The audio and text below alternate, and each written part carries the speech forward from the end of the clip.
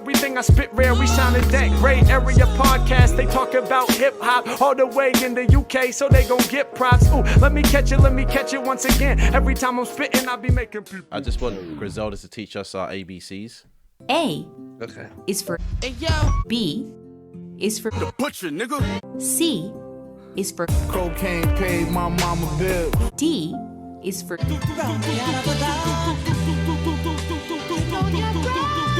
E is for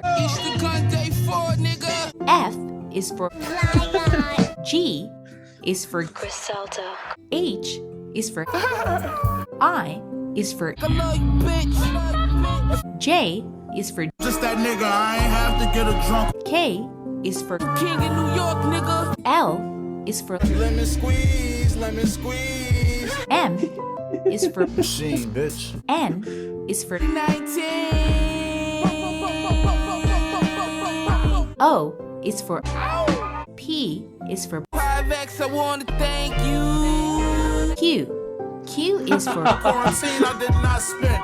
I do not got friends. R is for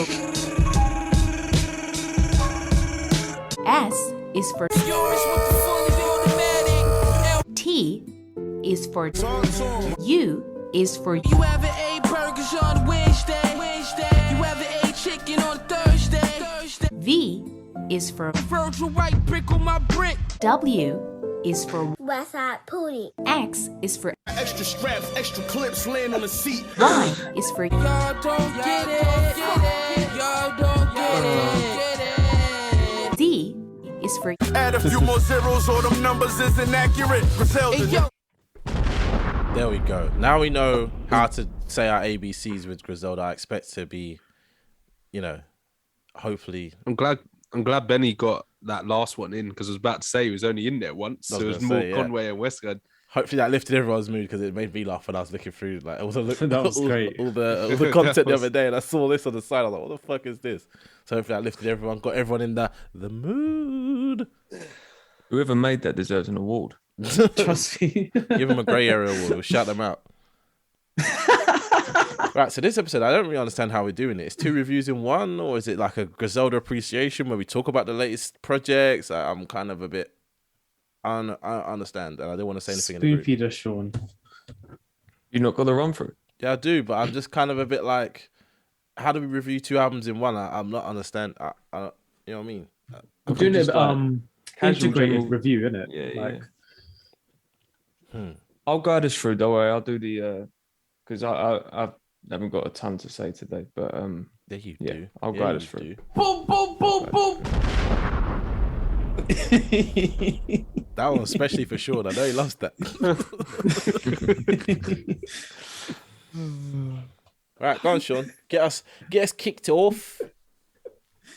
This is a new one for us because not only are we doing 1 review, we're doing 2, but at the same time we're, I guess, dabbling in our Discog discussion bag where we're celebrating, not just one artist but several, a crew, which is Griselda.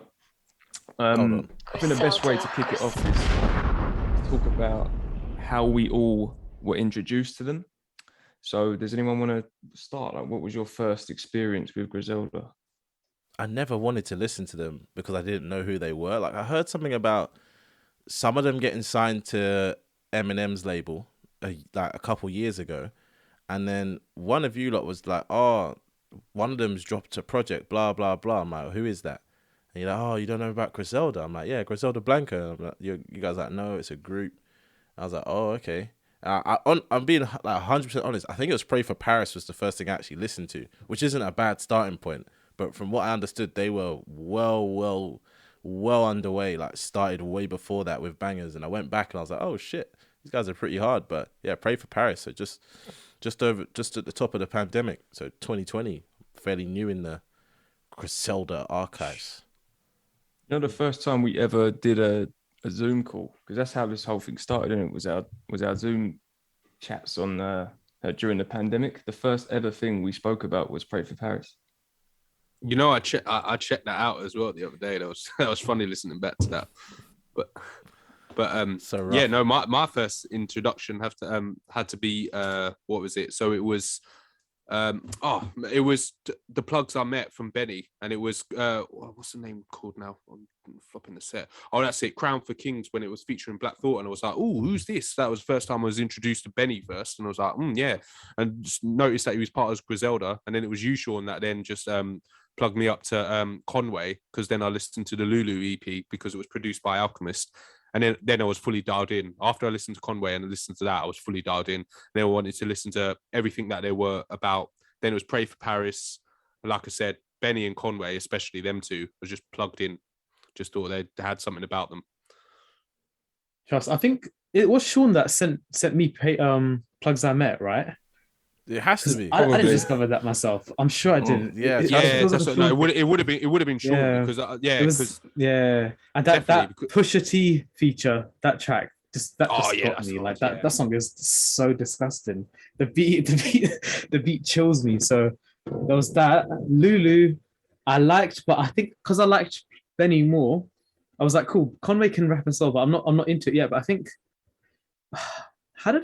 Why did we even all listen to Pray for Paris? We had nothing to do. Like, the world was closed. We were just inside. Yeah, the world was closed. Their movement was like massive at this point. So it's 2020 at this point. And we knew it was like a high profile one. Like there was a lot of features and stuff. So it was like, how can we not tap in at this point?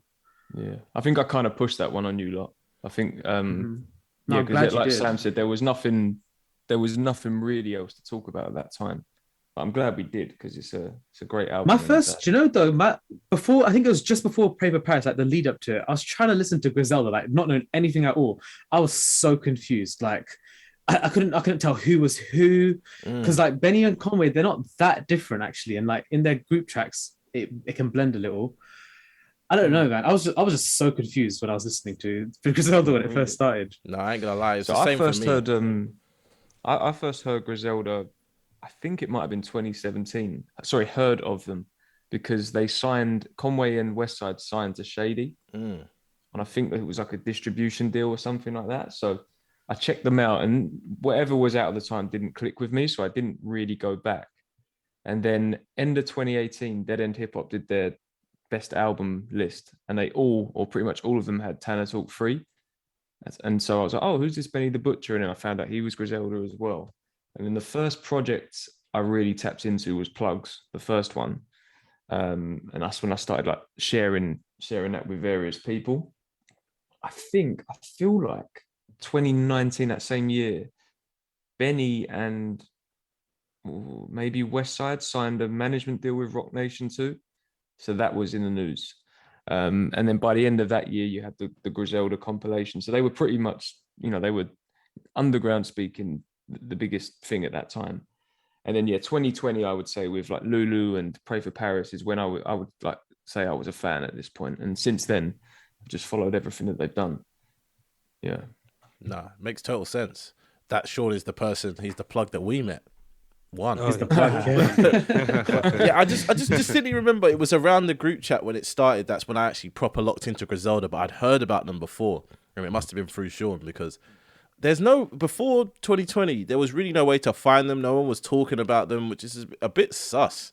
Like, because they're not underground, really. I think they're just not from a major place, and they're not shouting about what they're doing. They're just doing what they're doing and dropping a lot of work. I feel like it's like every year, at least 2 out of the 3 of the main of them have dropped a project or an album, which is just insane output. Now, this is the funny thing though. During lockdown, from Pray for Paris, which was a good note to start us off from, they're releasing like monthly or something. Like it got so intense. It became overwhelming. They released hella out. It did like solidify us being fans though, right? Because then Burden of Proof came out, and it was like I think that was all of our album of the year actually for 2020. Could be. I'm not sure. It wasn't yours, Sam. Actually, Sam's was Pray for Paris, but yeah, I feel like probably. it was. No, I want to say that I had From King to a God higher than Burden of Proof.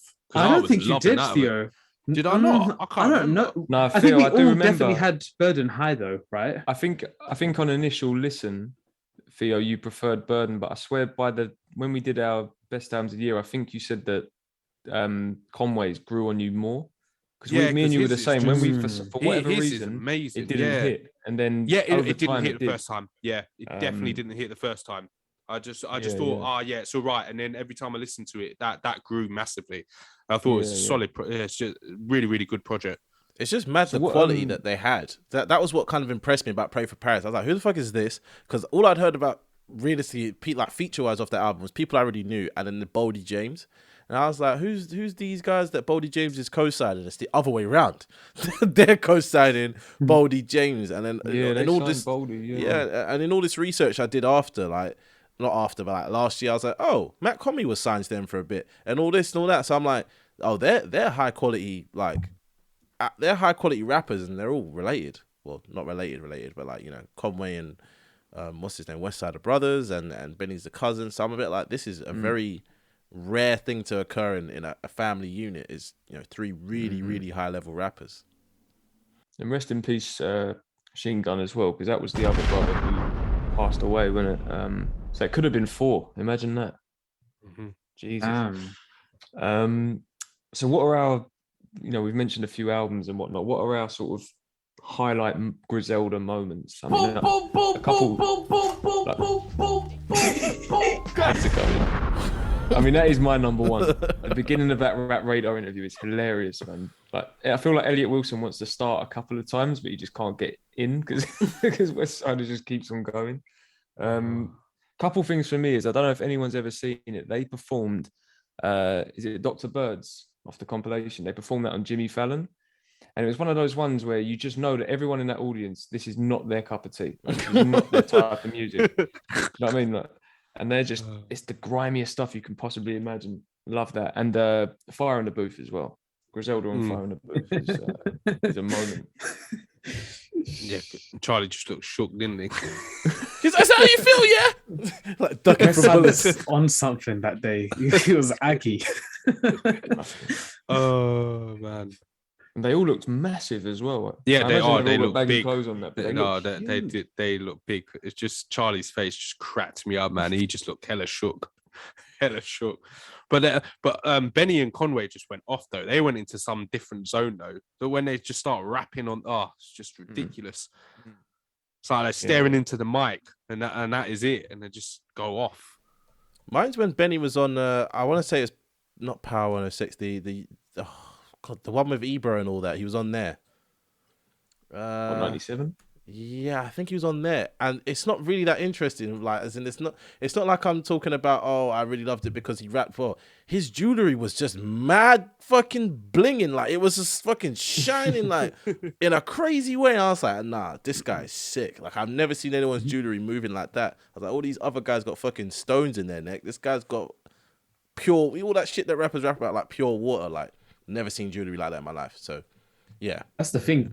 That's like their essence, though. They flaunt like they've already made it, like they're already goats, and I just buy into that. But one of my favorite moments is Conway performing The Cow, and I'm sure he's crying in that. I can't remember exactly, but I think he does. You know what I'm talking about, right, Sean? Yeah, that performance is crazy, so crazy. I feel like they hug him. I think they hug him mid-verse because it's like it's so deep. that was the one thing you guys kept going on and on about, and I didn't understand what that meant, because you guys would literally be saying Conway, the cow, and I'm like, is that like what he calls himself and blah blah blah? But I found out it's like a 2-3 minute verse of Conway. So he did in 2015 as well. So it's like this is before Griselda even were popping. Yeah, it's mad.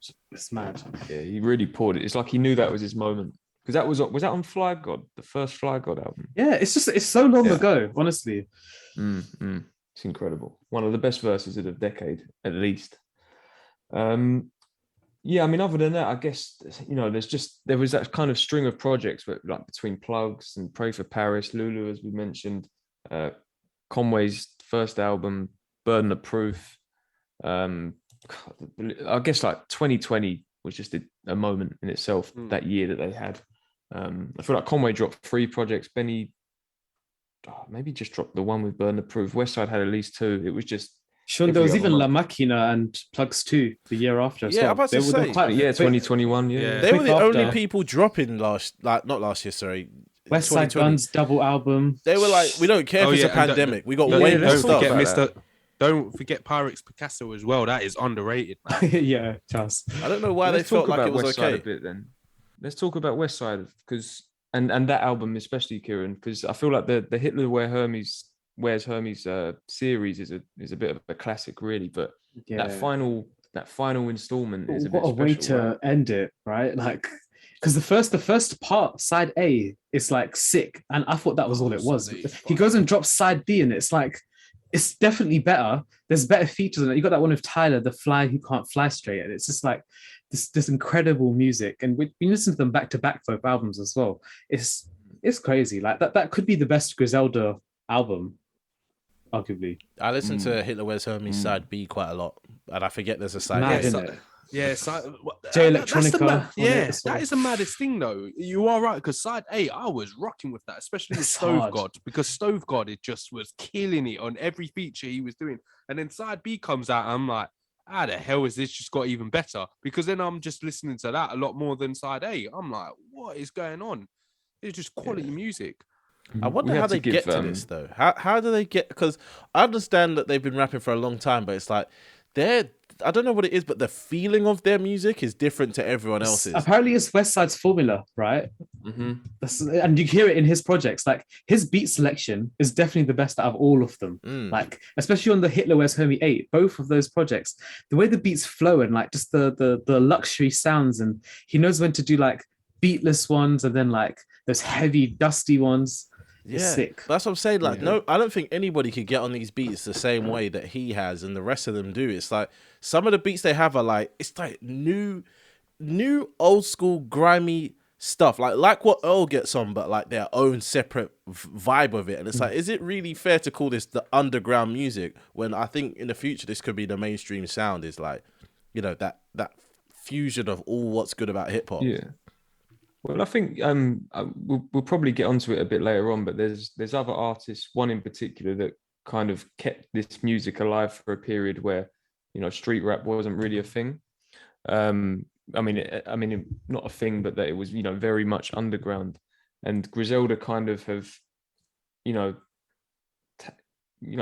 guess taken that sound and ran with it, and are really the sort of spearhead of this kind of movement that we've had over the last few years.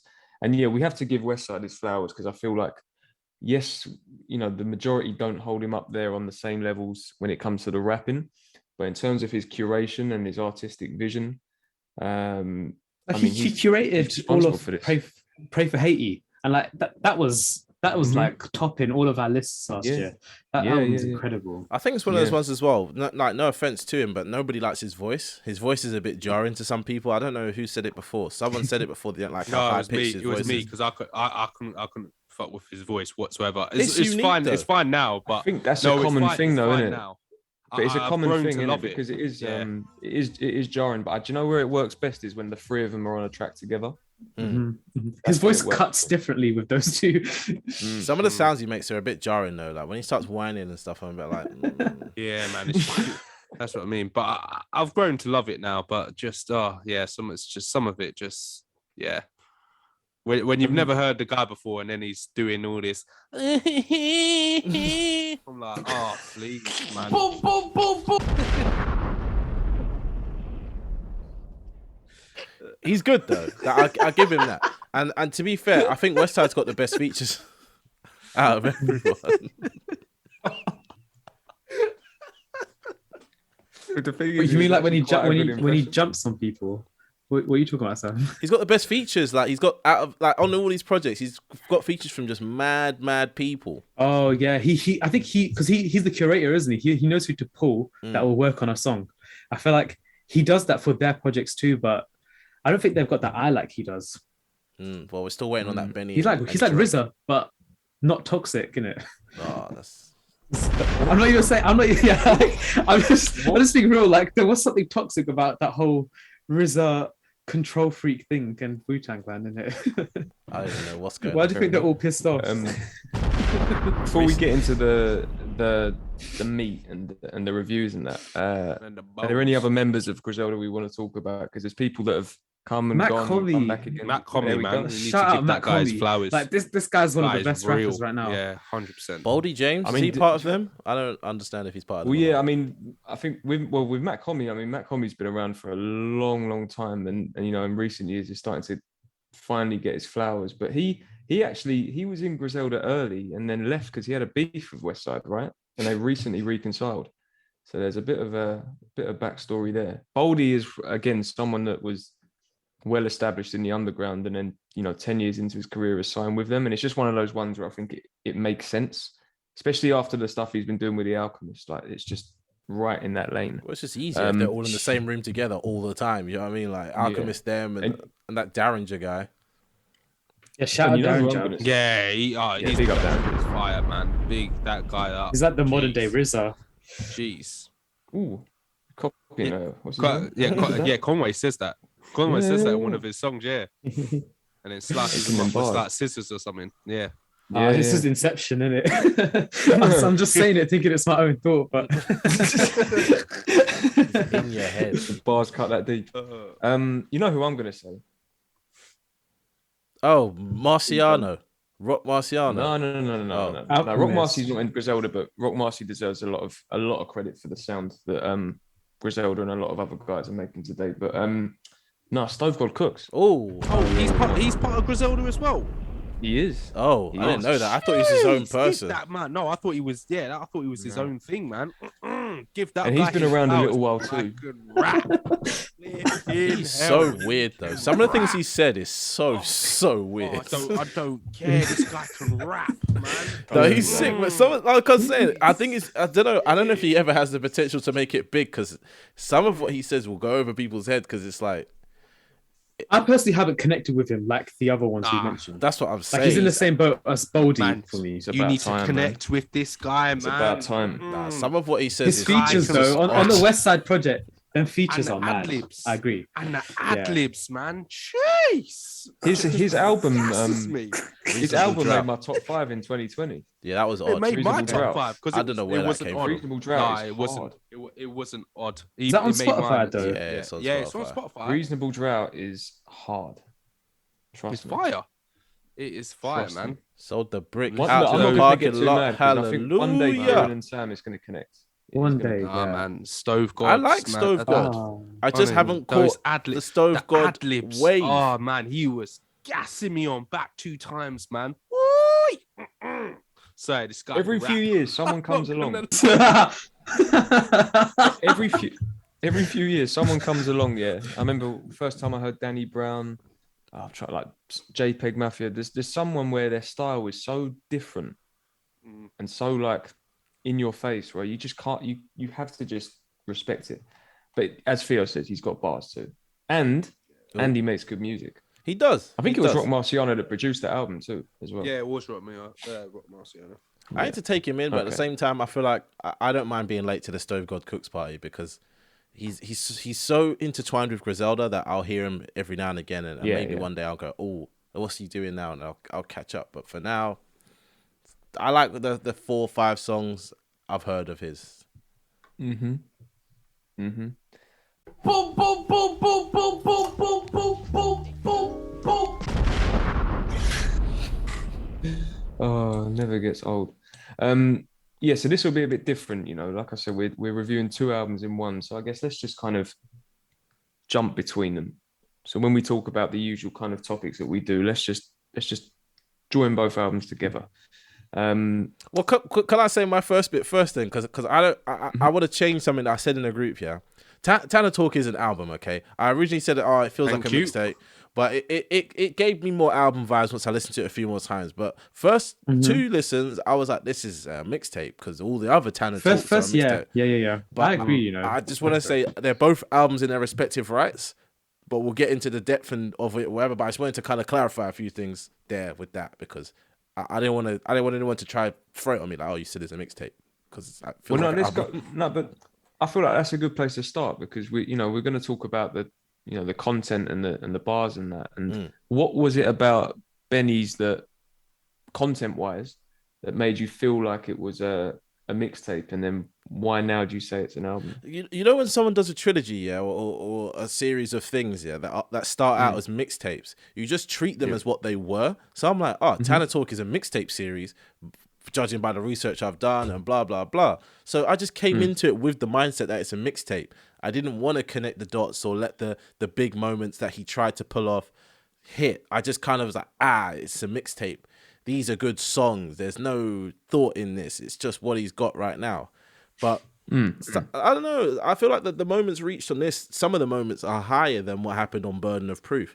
So it's only fair that I judge this as what it's meant to be, which is, I guess, an album, or I don't know. I don't even know if we should really bother He calling called things it an albums. independent album. He called it indie album. I would say project. Yeah. It's a project. The idea of a mixtape is something that's like, not finished, not thought out, but mixtapes are becoming like albums now. So yeah, I don't know. I didn't really I judged the book before its cover, and I let that seep into my thought process listening in. Yeah, no, I'm with you.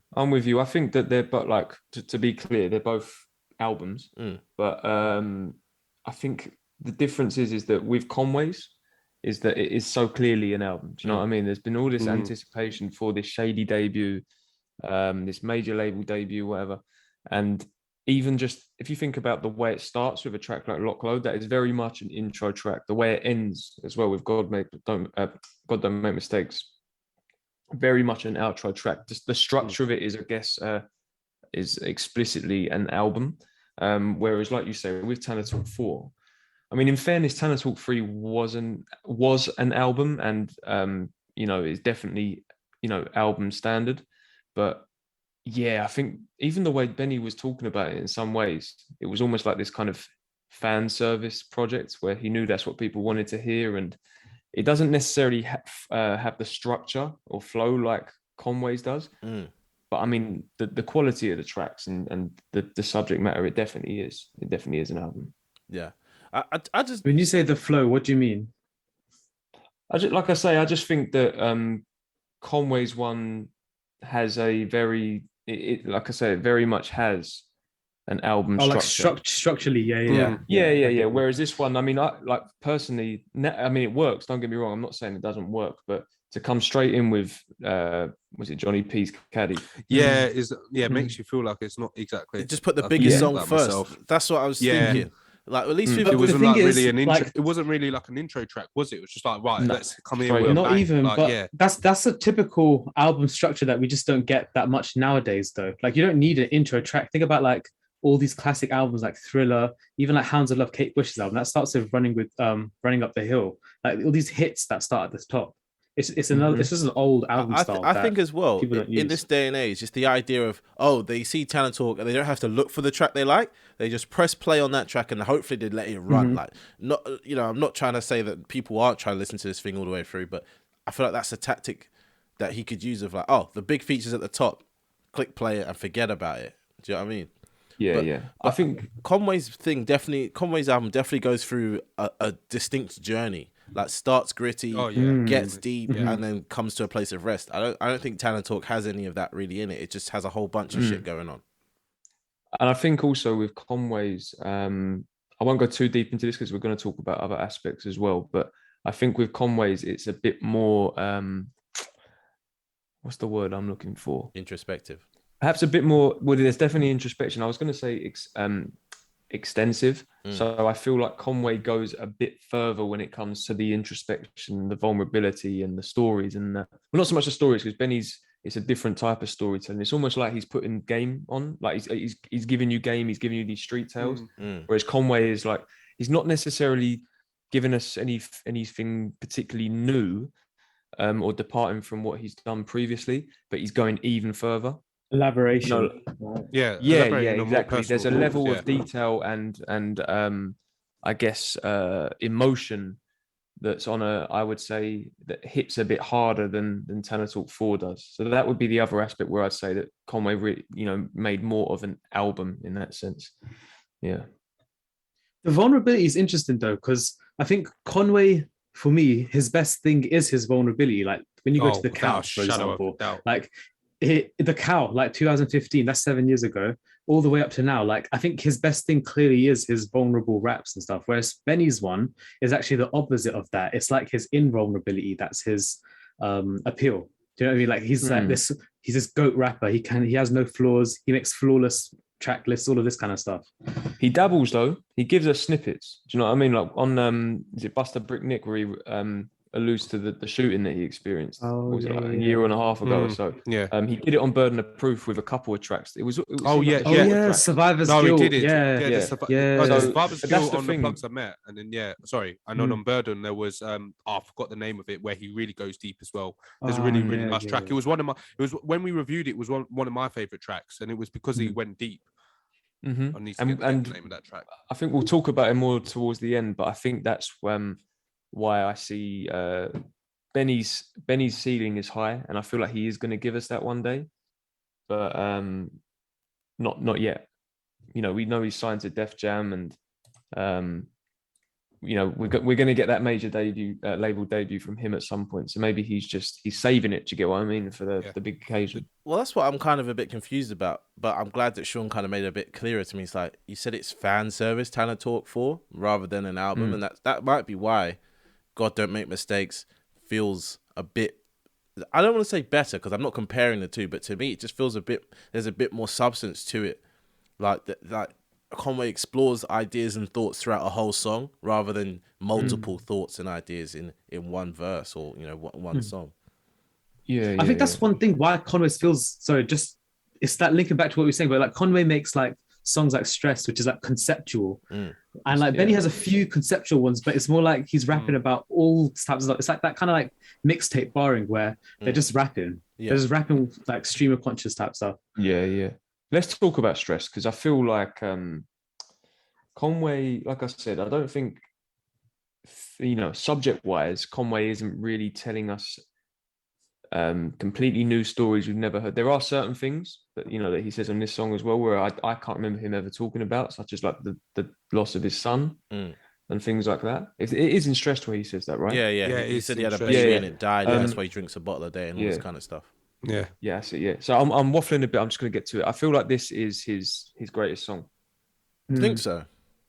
I think it's one of his greatest songs because it's flipping deep, and even It's even that even that to add that motivational speech thing at the end. I'm not gonna lie, that makes me hyped. That's mad. Yeah, that always gets me hyped because it's just like it's so true to anyone that's out there. It's like when you're down and down, no one's there to help you, but that's like the fire that you need in your belly to get you back up again. And it's so relatable to what he was talking about and being stressed. The whole song's just it's just amazing. It's just I don't know if hip hop understands that moments like what Conway's done there is rare, where, you know, a big quote unquote macho boss type level guy is really fragile. You know, almost to the point where you might see parts of yourself in that and go, damn. Do you know what I mean? Like, it's not just me that feels like this sometimes. Yeah. And that's what I mean. I think that, you know, it's probably not it's not one of my it's not my favorite Conway song. You know what I mean? There's other Conway songs that I personally prefer, but even on first listen on this one, listening to what he was saying, it was just immediately I went, oh my God, this is special. This is like Tupac, DMX levels of vulnerability. Do you know what I mean? Where it comes from, like you say, a person rapping in a space where, yes, they might sort of dabble in things like alcoholism and depression and this and that, and talk about the sort of traumas that come with that life. But to go this deep into it, he does it well though, like because what I like about this song is whenever I listen to it, it's like a journey of the mental condition he goes through, because it's like he starts with stress. I think the second verse though is about depression, and then the third verse he kind of like covers it where he's like, I'm stressed because I'm depressed because I can't remember what he said, but wait, what is it? Oh man, I lost it there. I'm stressed because I'm depressed because I'm stressed because I'm go on, man. Don't. I got it. I'm stressed because I'm depressed because I'm just tired of this shit. And I feel like that's like the progression of the three verses. And when I listen to it, it's like I kind of going, because I've gone through all of those stuff as well, and it kind of puts you in that mindset. And like then the ending bit where it takes you off and makes you feel good. I'm not making sense. No, you are. You're making sense. Yeah. Does anyone else experience that journey? Yeah. Because I keep thinking, is it just me? Plenty of sense. Because that's what I was listening to it today, and I was feeling that. I was thinking, like, how's this song resonating this hard? Yeah, that's what I mean. It was hitting deep for me, big time. I was like, damn. That journey's not a one-time journey. It's a journey you go on multiple times. It's like a weird cycle. But I don't know what it is about that song, but it made me kind of stand back and look and go, oh, so this is how you deal with it. You just realize what part of that process you're in, and you know how to move on to the next bit. It's like he said in his motivational speech thing.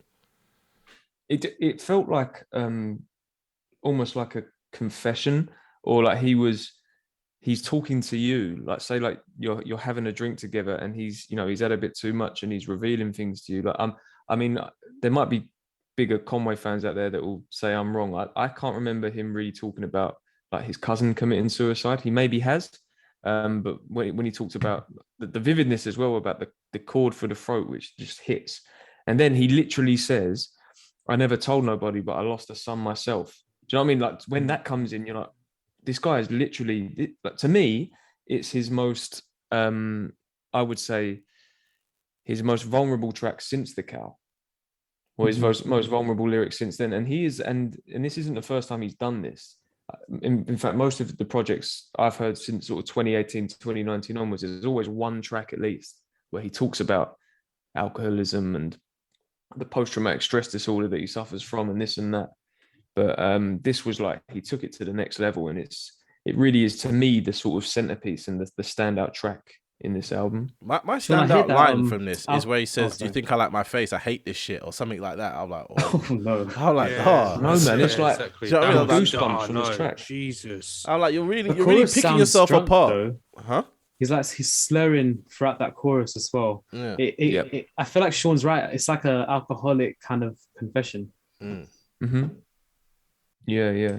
It's incredible, man. Incredible. And it's not the only instance on the album where he is this. Oh, it's not. I think not this. It's one of the ones where it links, doesn't it? The certain lyrics make more sense because of tracks before. And then tracks afterwards, he kind of like refers back to this moment as well. In some way.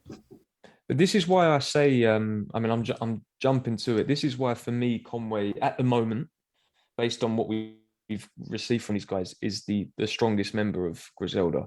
You know, Benny, I still maintain is the star, and I feel like the ceiling is high, and I think he might go the furthest, or will go the furthest out of all of them. But what Conway does lyrically and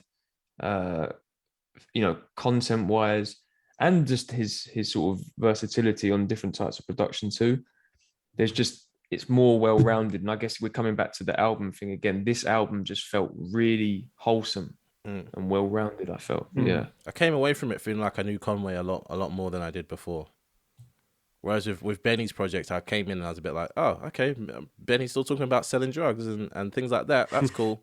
But with Conway's thing, I'm like, oh, you're a complex person, and you're very aware of yourself, which is a hard thing to do. Like, being aware of yourself can actually ruin you more than it can make you feel at peace. And just to come back to what I said as well, like a track like So Much More.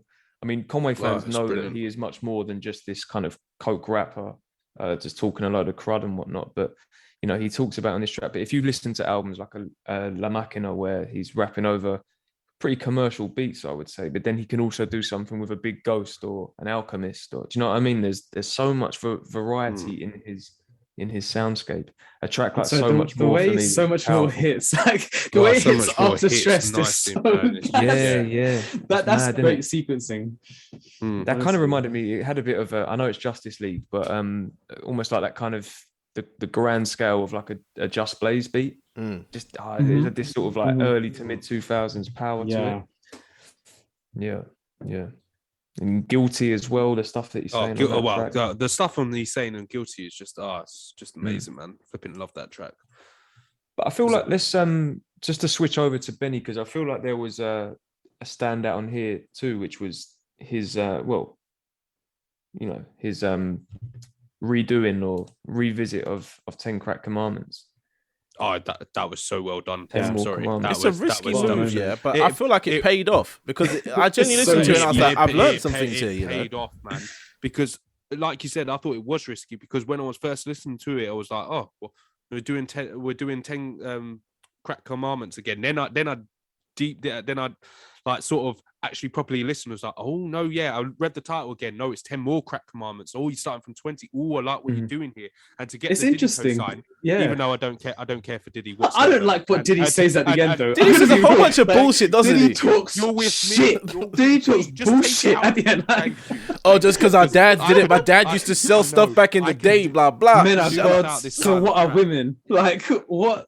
Nah, man. That's what I mean. It's like he's Do trying to without like this guy fix off the himself. track. Diddy Diddy didn't need to be on that, Some but- misogyny, like. I'm telling you, call Benny him went to something, but Diddy. I can't. I was like, I've done this track, Can't. yeah. What do you think of it? And he was like, yeah, bad boy. It's my time. It's my time to jump on this. You know what I mean? Like, that's how you're gonna get this cosign. And he knew this track was gonna blow up. And he's like, I need to be on this. Wait. Let's stop. Diddy's done some great things in his career. Let's just Let's let's get- respect yeah, him for that. But Like, no, we give him I'm some props, respecting man. for that. but Diddy's we done did not nothing need great him in on his this career track because at he's the not a end, man. musician. Diddy is Sam, what are you on about, man? Diddy ain't a real he musician. produced Biggie's debut. You think he was in there making them beats? You think he was in there? I think doing he that? definitely was one of the record producers. 100%.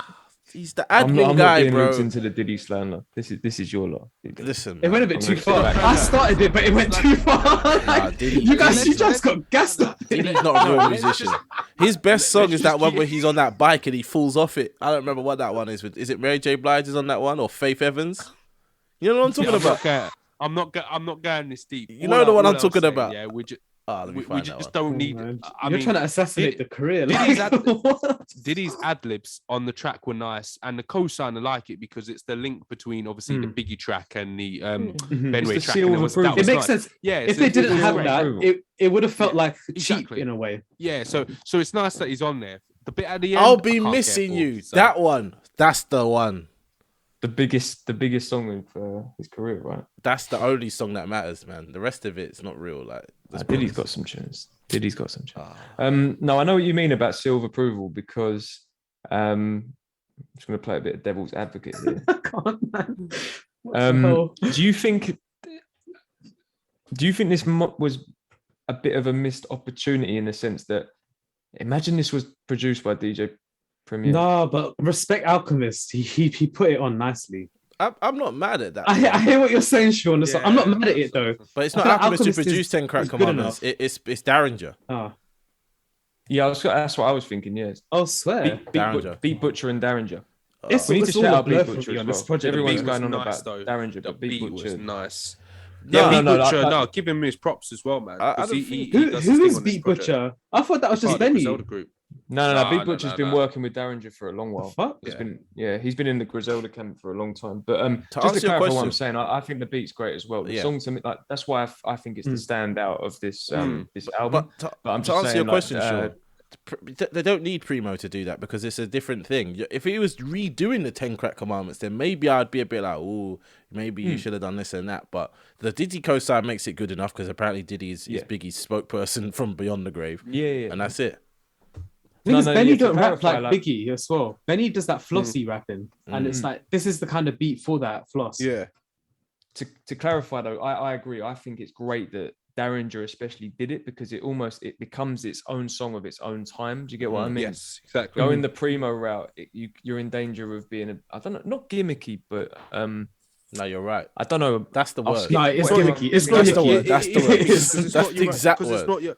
It's not his own song. Then this is like his. Biggie own would have moment. said no. This is- Let's be yeah, real. yeah, If exactly. Biggie Oh, was yeah, alive, Biggie and that was would, yeah, happening. exactly. And going back to what Kieran said, like you know, I know Conway said it on record, but I feel like people are starting to now hold Derringer right up there with the top producers. Like for instance, Oh, there's the 100%. RZA comparison. Oh, like, he really deserves Um, it now. this Yeah. is almost like it's not a passing of the torch, but it's like I can even imagine Primo say like he got asked to do it and him going like, no, you get Derringer to do it, get him to do it. This is his era, this is his time.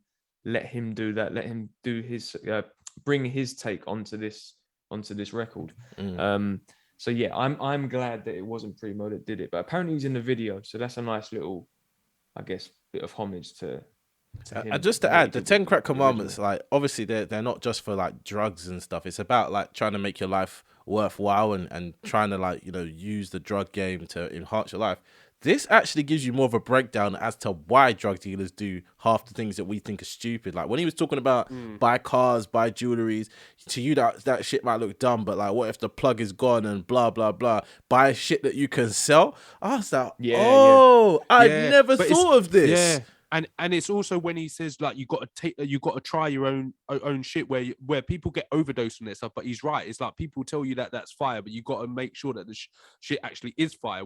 Whereas on the flip side, you would think that's dumb. No, it's actually really smart because that's actually what gets you to sell the drugs in the first place. Well, the mad thing is obviously Biggie's will say never get high on your own supply. But But he never said don't test your product. And I feel like one thing that a lot of drug dealers that are currently out there or whatever forget about is a lot of people that were doing drugs or selling drugs, no, other way around. A lot of people that were selling drugs had family members that did drugs. So they would take it to their uncle or their, maybe even their mum or their dad and test it out, which is a mad thing when you think about it, But I don't know. I feel like obviously the drug game is completely different from how it was in the 80s, 90s, early 2000s to now, but Benny definitely has given younger people a lot of insight and advice, whereas the 10 Crack Commandments is just all advice. There's no insight. He just says shit and it's like, these are the rules, that's it. But Benny's like, this is why certain things are done. Yeah. Do we find what Diddy's saying a bit preachy at the end, actually? Where he's like, we don't need to do this anymore. I get the message, innit? So I'm so confused about what you're saying. Sean, speak. Why are you shaking your head, man? How are you feeling about the message? The message is dumb. I don't care for what this guy is saying. I just switch off, man. It's positive, isn't it? It's positive, but it just with this voice and the black woman came, but it's like a black man. I got an issue though. Like she is. Some people don't have it. It's not a choice for some people, innit? Like some people are like at school, they're getting bullied. They join this gang. They sell these drugs. Like they need this advice. It's not really their choice. Theo's had enough. Theo does not like Diddy at all. Theo dips. He was out on it. Well, I was going to refer to Benny's ending, which I liked, and it's something that he makes clear in interviews and that he said on other tracks. But he finishes off the record by talking about how, as soon as you get a chance, get out. That's the part as well. That's the most important part, I think. And I guess, as much as we're talking about fan service and about, I guess to come back to the whole, like we were talking about how wholesome and extensive Conway is, but I guess the difference with this one is Benny is doing what he does better than he has ever done it before. And that's what I mean by fan service. He knows what his fans like and what they've been craving. He's given it to them. He's I guess reached a new level at doing that, performing in that lane. But he's always maintained and been clear that, he doesn't want to glorify this stuff. Yeah, and he did that with this record as well. It was a great way to sum it up, I think. And like I say, not necessarily my favorite on the album or one of my favorite Benny tunes of all time, but this one just felt again like a centerpiece, like the most, I guess, important record for multiple reasons. See, for me, it was also the conceptual song, though. I was gonna say, yeah. No, it just felt the best. Like for me, out of all the songs on here, that and Uncle Bun. Those are the only two songs that I really was like, ooh, you know what I mean? I got to take these ones in. I like these ones. The rest of the project or album, I could throw away. Like, obviously not Stove God Cooks and Weekends in Perry's, but I don't know. 10 More Crack Commandments felt like the biggest moment of this whole thing for me. Well, there was anticipation too. Sorry, Kieran, you go ahead.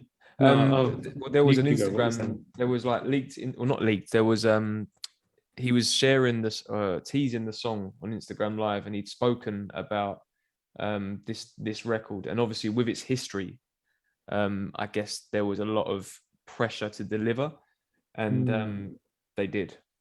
They definitely did. So, what I was gonna say is, the thing is, this whole album is actually great.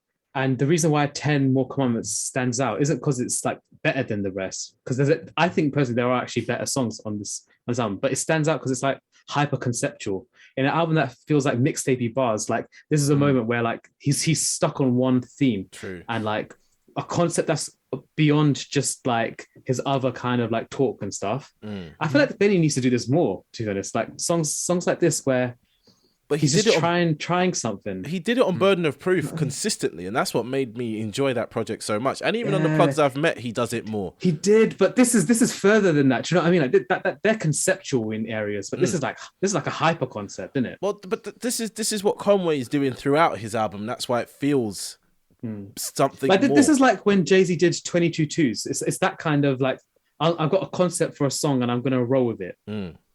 Yeah, no, most definitely. Most definitely. Before we go over to things like production and features and that, Kieran, you said that you thought there's perhaps better songs on this album. So what can you dig into a couple of those? To be honest, like I thought Johnny P's Caddy, but it's a pre-release. But that was actually a crazy moment. I know Sam wasn't feeling it too much, but for me, like I was like, I don't think I've ever heard Benny rap this good. I can't remember an Alchemist beat this good. J. Cole's feature was mad as well. Like I just went like, careful here. Bias kind of vibes. I was sure. Wait. Recency bias vibes. Doesn't that sound like a 10 out of 10 Alchemist beat? That like, beat's hard though. It, like, yo, that beat is hard. This is top notch Alchemist. Yeah, like you know what? Sometimes Alchemist makes those like understated beats, isn't it?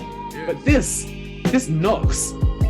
Yeah, this knocks so. You know what it is? That song was hard. Kieran, is that Alchemist? Over the last few years, especially, he's really, I guess, carved his own sound, and he's become very. We're kind of going into the production here now, but we might as well get to it.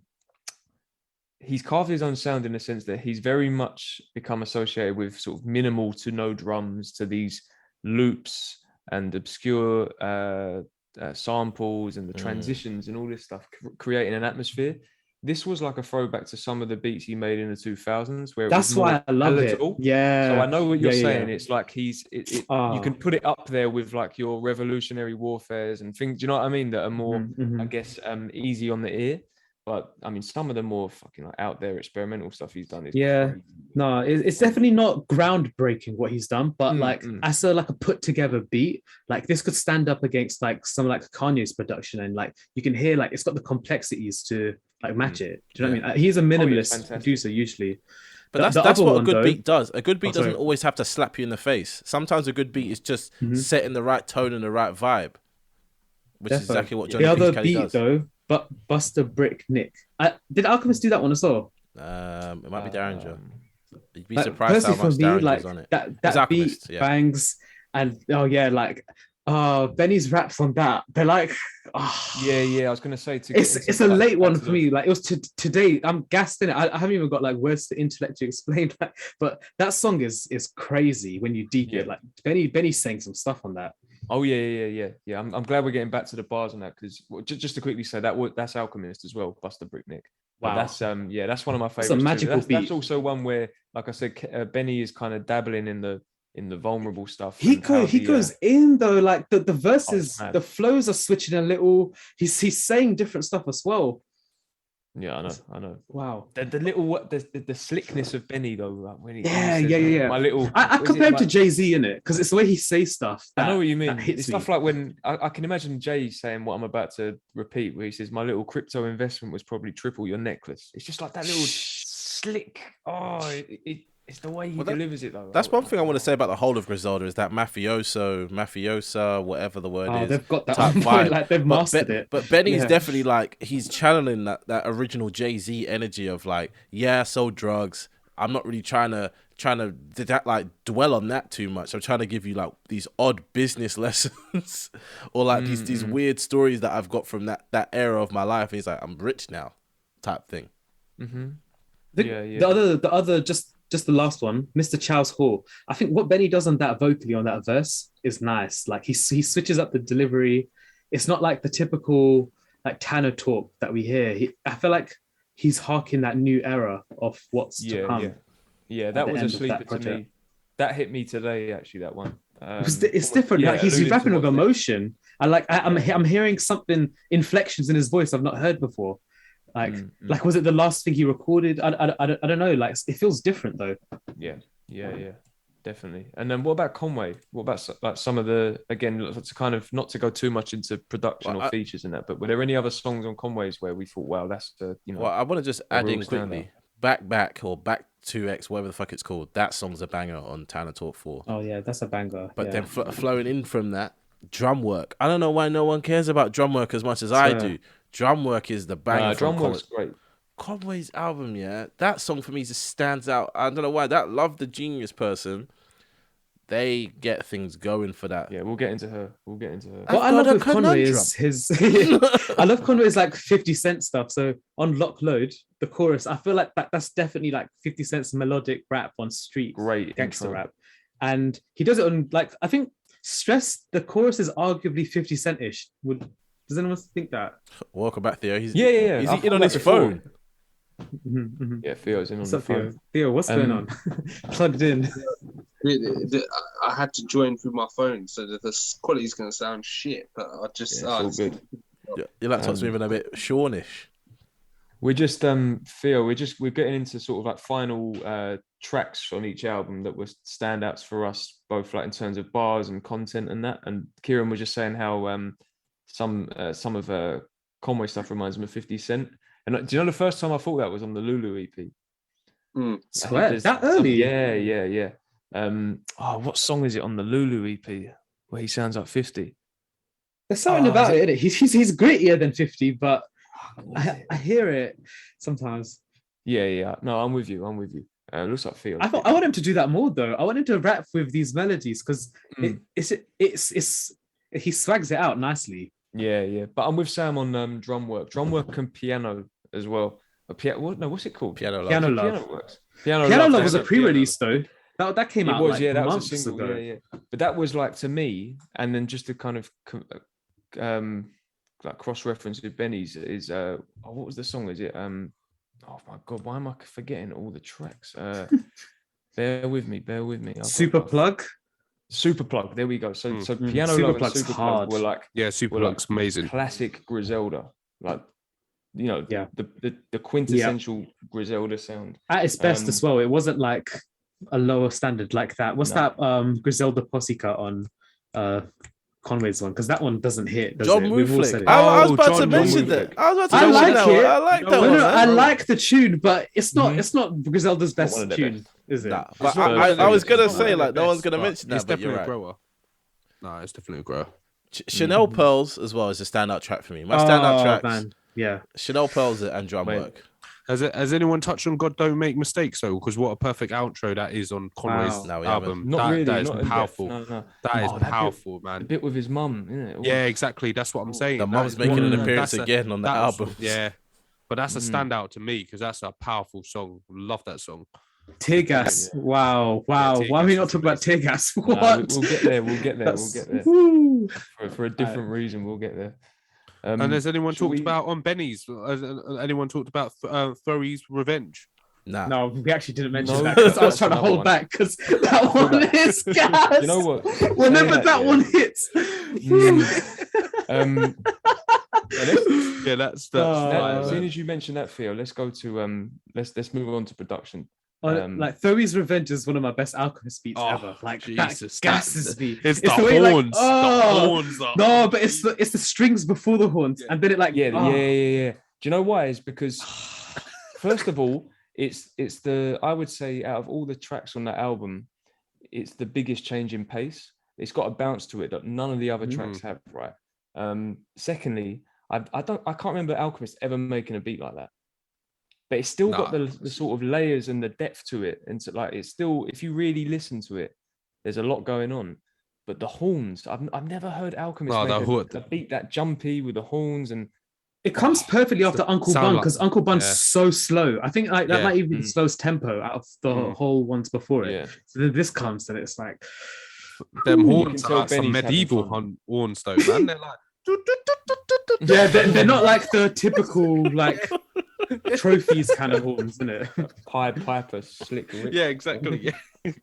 Why is Slick Rip coming up every week with you? Nah, what is this? This is a conspiracy. Sometimes I might be looking at something on another screen and then you man get lost in your own talk and start talking about fucking Slick Rick, man. It started ever since we did the Super Bowl episode. You man are talking about Slick Rick. Stop it, please. For the love of God, stop it.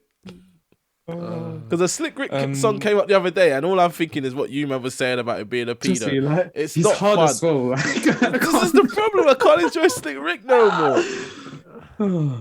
Maybe I'm not right in the head, but that beat's just all right. Like the better beat for me No. from Alchemist on Yeah. this is Johnny P's No, Sam, Caddy. think about the strings. Think about the strings that it I'm starts with. thinking It's like a about it and I sample. like it, but it's But like then- I'm more lost in the bars. Maybe I haven't listened to the beat. That's probably what it is. The beat is because there's the thing is, like I said, there's the jumpiness and the horns that I don't normally associate. Well, we don't normally associate with the Alchemist, but it's the strings in the background, man. It's the way it comes in. It makes and a out. modulation, I think. Like I'm quite sure that's a modulation, and like it just feels incredible. It's commercial. It's hella commercial, but it's artistic as well. But like we've talked about that beat. We've spoken about Johnny P's Caddy. Let's talk about just his work in general over these 2 albums. Like. It was even on Earl Sweatshirt's album as well. Like that's kind of included. Alchemist is everywhere in Yes. this underground scene right now. Like he's literally everywhere. It's in a go conversation at this point. Oh, Alchemist is just too much. He wasn't in our top 10, was he? Much. He was there, Was but he he in our was on the top 10? short list. He Yeah, was on the short list. Yeah, he was on the top short list. 10, Yeah, not top 5. Okay. He made top 5. Okay. I feel Yeah. like he had a stronger 2020. Yeah, he but he did. still He had did. a strong 21, but I think because 2020 was so strong, it didn't feel like he. I don't know. It just didn't feel as impactful as 2020. But this year, the way he started this Oh, year, he's leading the way, man. I don't. No one's even on his level this year. I'm sorry, he's Untouchable. coming out with Yeah. just I don't know bangers. how you can top these 3 albums he's Yeah. worked on. God.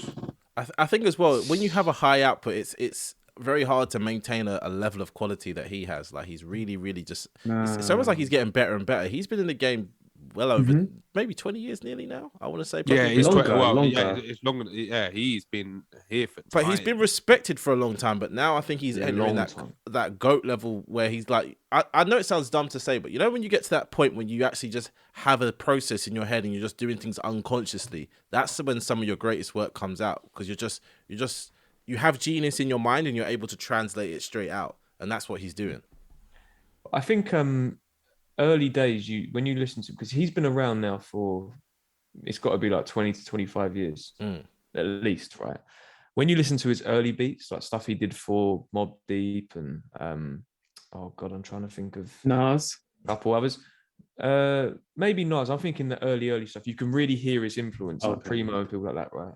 And then he had a successful career working for, with artists like Nas and other big rappers and whatnot, and was one of the better producers of the 2000s. He never made But a then- cheesy rubbish beat. I'll give you that. He never made what I call a Madden, But- a Madden type beat. No. But in 2010s, especially into the last 4 or 5 years, like I said earlier, he's actually, now there is an Alchemist sound.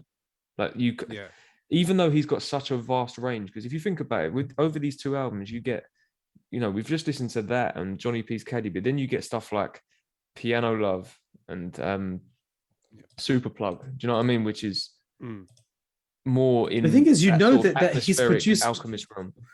It's all him, isn't it? And like when they sound like him, I think he's produced it as well. Yeah. But I think he said, I listened to him talk once. He said that, I think around the sort of beginning to middle of last decade, he noticed these new guys coming through, people like Earl, Action Bronson, Griselda, stuff like that, and just thought, you know what, I'm going to surround myself with these guys, the younger guys, and just feed off that energy. And I think that's helped him in terms of, his output's ridiculous. The volume that he puts out is mad. But in terms of like creating his own sound now, like this distinctive Alchemist sound, and he doesn't even really use the tag either. Do you know, like he used to always have the Alchemist sort of tag at the start of songs. He doesn't really use that as much anymore. He did on Benny's album. But that's the sign of a real producer. Like you can hear a Kanye West beat, you can hear a Just Blaze beat. And the thing is, the time that Just Blaze and all those type of tag producers came from, you would do that so that you could get credit on the song and all this kind of stuff and whatever.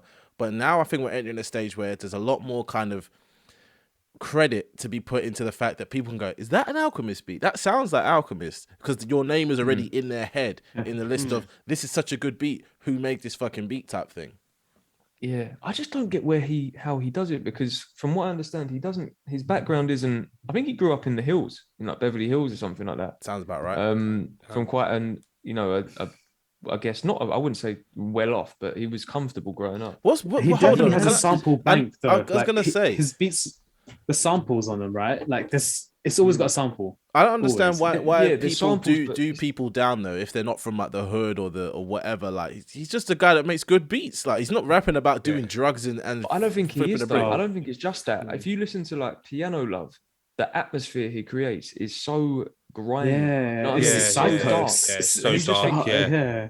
You Killer almost think shit. that's what makes it more amazing to me. Is like you would think you would have to go through something like that or like Wow. experience those things to do that, but he hasn't. and He's he an can do artist, that. isn't he? I was gonna Yeah, say, yeah, I he's a think real- someone said way before we were actually releasing these that all struggle is just struggle. Like even if it's just like you went through like being broke, like a rich man's struggle is the same as a poor man's struggle. Like they're all stressed about the same type of things. So he's just, I guess he's able to just channel emotions, or maybe he's the type of producer that will sit down with an artist and talk to them for That's what I however think. long and be like, I oh, is think that he how you're listens. feeling and this and that.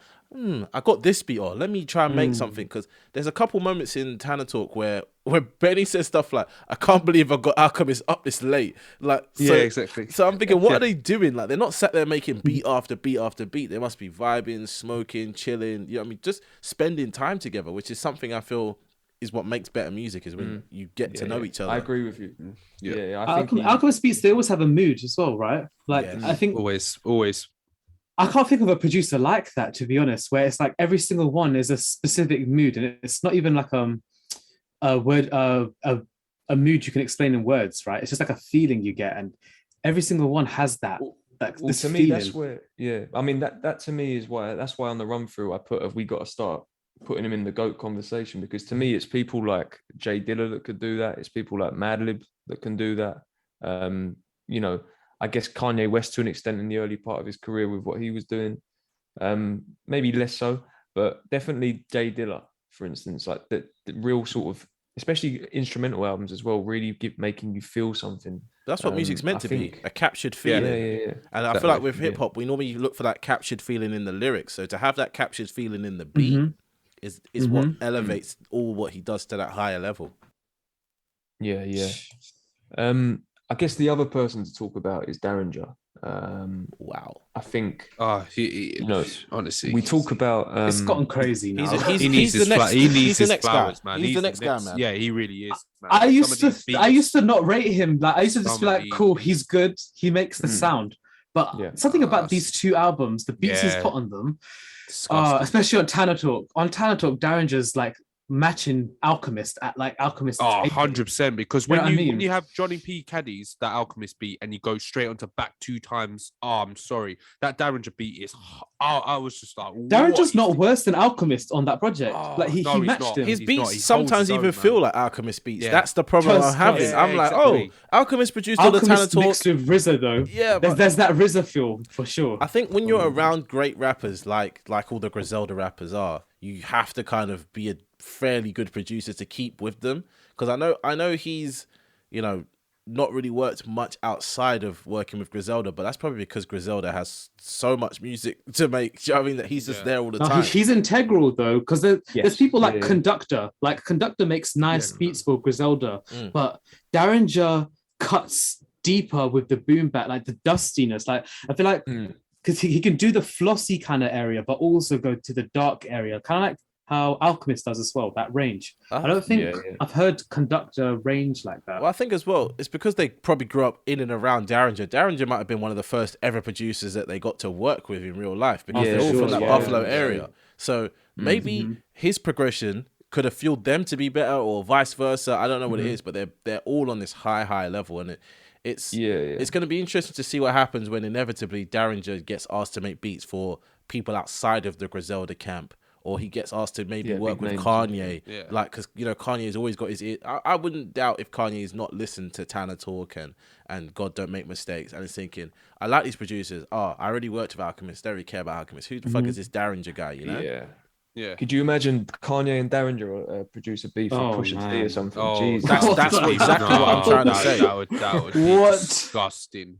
I agree with what you're both saying. I think that Kieran's right. I think Derringer's integral, and I feel like I don't think it's wild in saying that behind Westside, he could be the most integral part of Griselda in terms of like creating the soundscape.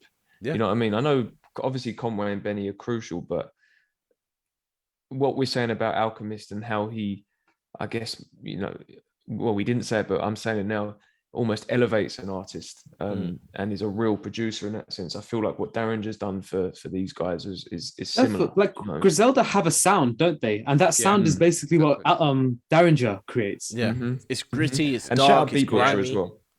Who? Beat Butcher too. He does a lot of collabs with Derringer. Yeah, but I know that that was Derringer nice. is the Give that the man common his flowers. denominator. Yeah. But just another thing, just the final thing with Derringer for me is that the thing that impressed me, because Kieran, I'm a bit like you, is a couple years ago, or like 2-3 years ago, I didn't quite get it. Good beats, but I wasn't like wowed by them. But what impressed me on this one is his range as well. Like to do a beat like is it Babas? Is that how you pronounce it? The second from last track on Conway? No clue. Yeah, something like that. Yeah. Oh, I love that one. I love that one so much. Because I would say that's a pretty left field experimental track. That's art. Yeah, definitely. Yeah, Conway it's art. sounds Say it like right. Kendrick It's art. on that. That's how they say it. It's art. I don't think Conway sounded like Kendrick on that with the multiple voice like effect and stuff. It's sick. Keisha did that thing as well.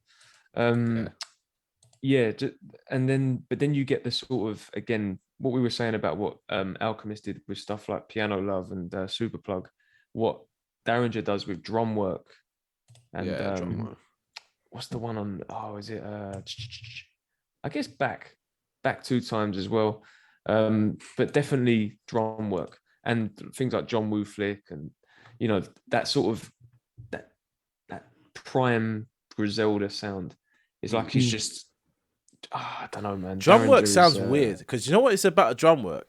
Drum work instantly makes you feel just like you're in the bando. I don't know how to describe it, but that weird creepy piano and that weird drum beat that's like, it's like the guy's drumming, it stops and it's going, and then like everybody's flow is like pushing and pulling. You're just like, oh shit. You know what I mean? Like, that's hard to create a vibe like that. It's very trippy. And the bass. I mean, if Alchemist is number one, then Derringer is, I mean, he's 100% in my top 5. This year, he's got, man, Derringer's just, he's going to be in top 5. When I'm thinking there's Alchemist, I loved what Black Noise did on Earl's album, Big Crit, that was impressive. I can't think of anyone else I'd put above Derringer. Well, we've only just started the year, though. Do you remember last year we were in a similar position where we were all like, this is a mad year. How is anything going to top it? And then the year just went like that. We got so many banging projects. So let's just relax. I'm not making no lists quite yet. Summer's going to be hot. Because Summer's going to be wild. Freddie, I feel like J. Cole's going to drop, I've seen him on a lot of I don't know why you keep thinking that. Because he's on Lollapalooza. He's on Lollapalooza as well now. He's going to tour. What's it called? He's going to tour. Why did Cole do those 2 features too? Nah. He's not dropping out. Off-season. Whoever said that Freddie was going to drop this week for next week's touring doesn't make no fucking sense. I'm sorry. I was like, that literally makes no one's going to know the songs. Like, what the fuck is that? So, I don't know. I don't feel like the rest of the year is going to disappoint, but maybe it could be a Griselda year. Think about it. We've had 2 Griselda projects in the first, if we divide them into quarters, first quarter or half of the year. Let's be honest. We probably have another 3 by the end of the year. Yeah, they will drop more. Shit. Sorry, I just realised Derringer did Stressed as well. Yeah, of course. Yeah, of course he did. Of course he did. I thought you guys thought it was. Of course he did. Did you know that? I thought. Did you not look at that? That's why I'm saying he's doing his thing. Relax. Who asked? Whoa. Nah. None of this malarking. Jeez, man. You bite back up, I'll get flipping Hedwig on you. Oh shit. Boom, boom, boom, boom, boom, boom, boom, boom, boom, boom, go. Griselda. No, it comes back to the versatility thing as well. I think Stressed is a bit different to what we've come to know from Derringer. Were there any other producers on either project that? It's hard to pick them out, but Tear Gas is produced by some other people. So whoever that 3 different. Well, Cosmo was one of the producers on that, as well as Chanel Pearls. Okay, but that's so much more. Yeah. Justice League killed that one. Justice League, yeah. I just want to be honest though. The problem is with the beats that we're trying to like scrape together to say any other standout beats. The standout beats are the Alchemist and the Derringer beats. Yeah, like, and they are heavy on both projects, so it's hard. Hit Boy missed. Let's be real. Hit Boy missed. Where was with Hit this Boy? one? Man, I don't know. Where was Hit Boy? Did you not like that Well, little vocal sample? You liked Ti's Yeah. verse? Oh, don't I don't know. listen to that I- song. The whole thing's a mix. I don't listen to that song. Say with that beat, you know. I'm not gonna lie, Hit Boy, yeah, that beat was mid. I liked the vocal sample, Sean, but I Yeah, feel like yeah, the I like drum beat sounds a bit tacky, Yeah. a little bit tacky. Like Yeah, it's Like not, he's it's, just- It wasn't. Yeah. It wasn't 2020 like Overly Hit Boy, dusty. or shall I say King's Disease 2? Hit Boy. Yeah, I wasn't getting that feeling. You lot are better Yeah, people I it than was me. more like that feel Big you. Sean EP kind of I sound. can't listen to Ti anymore, so that track has been like it's just off. I think it that doesn't even track is show up. So cancelled. I think because I've blocked Ti on Spotify. I think that track doesn't show up when I'm playing through the album. I don't have any recollection of that beat. I didn't even know you could do that. Yeah. You block Ti, it stops showing it. Or not Ti. You can block an artist, and it stops showing the music to you. Do you know you can do that? What? Do you know you can do that? Nah, You nah, just I click might the have to three do that now dots. though. You click the three dots and it's there and be like, I don't want to listen to this guy I no can't more. That's believe it. that. What? Oh snap! That's Man. mad. What was I gonna say? Shit. That's the oh yeah. definition of cancel culture. Bro, only 3 people have Um, that. He was on the floor. Theo's gone. The other one I wanted to shout out was Bink on Guilty as well. That sounded like that could have sat on the that Blueprint beat or was, something. yeah, no, Guilty was fire beat. Sorry, man. That Block T, I think just finished me. I didn't even know you could do that. Sometimes you have to get What do you think the mental. best beat on Conway's is then? Even- Conway's It might be Drum work. piano love. Drum work, man. Oh, drum work. Yeah, you could say Piano work best gets beat. you. No, I like Stressed. I like What, the the lyrics beat? more. No, but well, I tell you what my favorite beat is. My favorite beat's Guilty. If I had to pick, Guilty's my favorite Yeah, beat. that's off the mine album. too. Yeah. Tear Gas and Guilty were the two beats. Oh for me. wait, no, Tear Gas is my number one beat actually.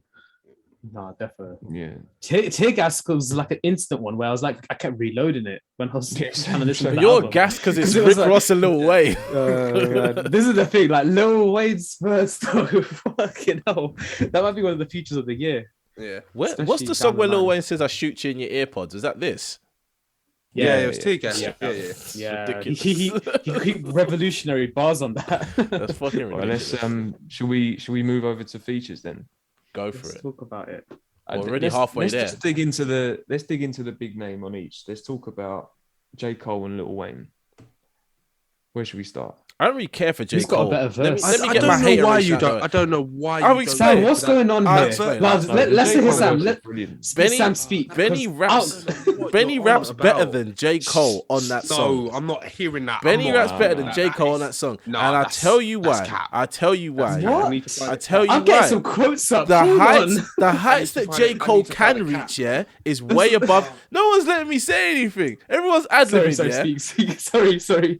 J. Cole can reach higher highs than that verse. That is not J. Cole's best. No, this is some nonsense. I'm not This even is gonna bother then. ridiculous. I'm not even This gonna is bother. some This is nonsense. actually ridiculous. I'm sorry, I What- don't mean to keep interrupting, but this is You do. nonsense. Absolutely nonsense. How can you tell? No, Have you ever heard of now, Sam? Have you ever heard of bar like I'm probably go hell if Jesus asked for a feature? Like that's mad. Like, No, it's not even that that one is exciting. It's no, not that it's not even exciting. that one. Not that where it's like It's throughout. no, it's the Eureka. Einstein breaking on the theory of relativity. There's no MC that is equal. That is Yeah. fire. How are you not getting that? It's throughout Yeah. though. Honestly, For me, every it's bar. for me, it's the way he kicks it off, almost like it's a film. I was gonna say Yeah. the beginning of his I was verse is a born, bit I mad, was and born, maybe God that's was where I right. got a bit rubbish. Nah, Like I that's, was, Sam, that's that classic J. Cole though. That's like what's that song? God's Gift. That it gives me that kind Painting of a feels. picture. the first Painting a 4 picture, bars man. were amazing, yeah, and then I just got a bit like, and then he starts telling the best rappers to die, and I'm like, I don't know. No, but he does it nicely though. He does Yeah, it with he bars. does. I know That's my one thing I'll opinion's give you. wrong. Yeah, I know my opinion of this track is wrong, but I just don't care for it. Like I don't know. Maybe I'm having a bit of a weird J. Cole moment again. You're having a weird moment, Sam. That's 'cause one- this is like Sam. top tier Cole. That's it is. No. It I'm is with top I'm with tier, Kieran and Theo. Yeah, I think to me this is He the feature last of year the so far. Mohicans. Yo, Yeah, I know.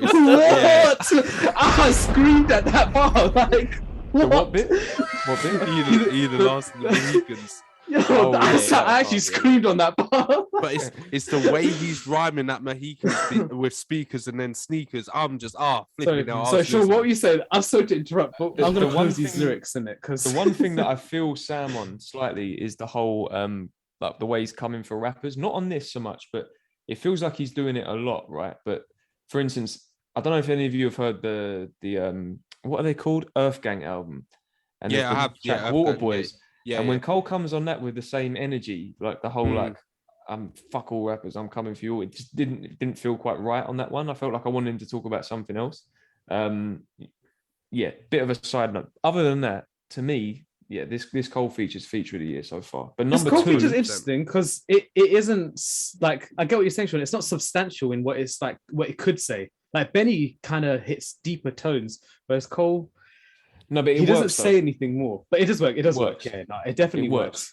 Because it's Yeah. just like it's God level. Like, No, it's- this it's is perfect. amazing. Like But- I was trying to put this in my top 10 features of all time. I ain't gonna lie to you. Nah, I was going- That preeminent gas you told us I that was he was gassed on, in you're it. definitely you're gas.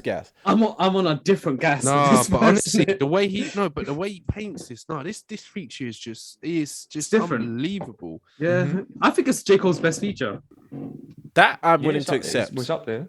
But It's up I there. don't know. Like I said, maybe I'm not hearing it the same way. But for me, I preferred some of the other features more on this project to J. Cole's. Like Stove God Cook's feature was gassing me a lot more than J. Oh, Cole's. His one's Stove- fun. His one's fun. Stove God. Woo! Nah, he's. But wait. nah, What he's about next hang on? level. What about Wayne though? Because Oh, Wayne Wayne's for just me disgusting. is No, Wayne Wayne's for me is just- number 2 so far this year. Wayne is like right next to Cole. I think he's that above verse is- Cole. That verse- Let's be honest. I think Wayne is a way above Cole That right was now. strong wine. Like that's been brewing. I man. don't know how you He can popped say that that's bottle for way that. above Cole. Wayne's verse is hard, but you can't say it's way above Cole. I'm talking about features for the year. I'm not talking about this one. Dude, you got heads hella up we're doing. serious on that. You know. Nah, Lil Wayne's doing a mad thing this year. Lil Wayne's doing some 'cause- wild No. stuff this year. Lil Wayne's verse is hard. It's hard, but the way are you saying is way above it? You're just not giving the respect to Cole. It was a bit disrespectful. Lil Wayne's I a got goat. J. Cole Cole's one. not the goat. Okay, let's be honest now. Yeah, but we're talking What? about these features alone. Yeah, I got Yeah, Cole 1, Wayne 2. What is he saying, man? I can't.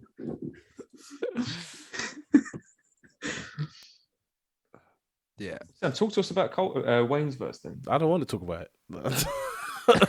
What? Why? I just don't. I don't know how to describe it. It's just for me. It's better than J. Cole. Like he says some wild shit, and there was more shock value in Lil Wayne's verse on Conway's album than there was in J. Cole and whatever the thing Caddy. Like that's it. That's all I have to say. It's fairly Shock simple. value. Okay. Yeah, it just gassed me more. Like I said, I think I'm wrong about Johnny P's Caddy. Maybe by mid-year I might have woke up a bit more, but for now, I can't wait for you to say this verse is hard. Yeah, you know, exactly. like, but what but the for hell? me, Lil Wayne's just doing a lot more. Maybe because he's coming before Rick Ross and all that. But I don't know.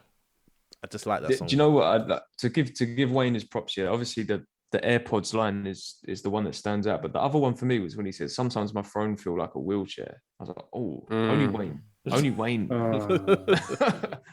only Wayne." Wayne is just he's different now, isn't he? Yeah, Like I he feel is. like if he puts together an album at this point, it's gonna be different, surely. Like you'd hope anyway.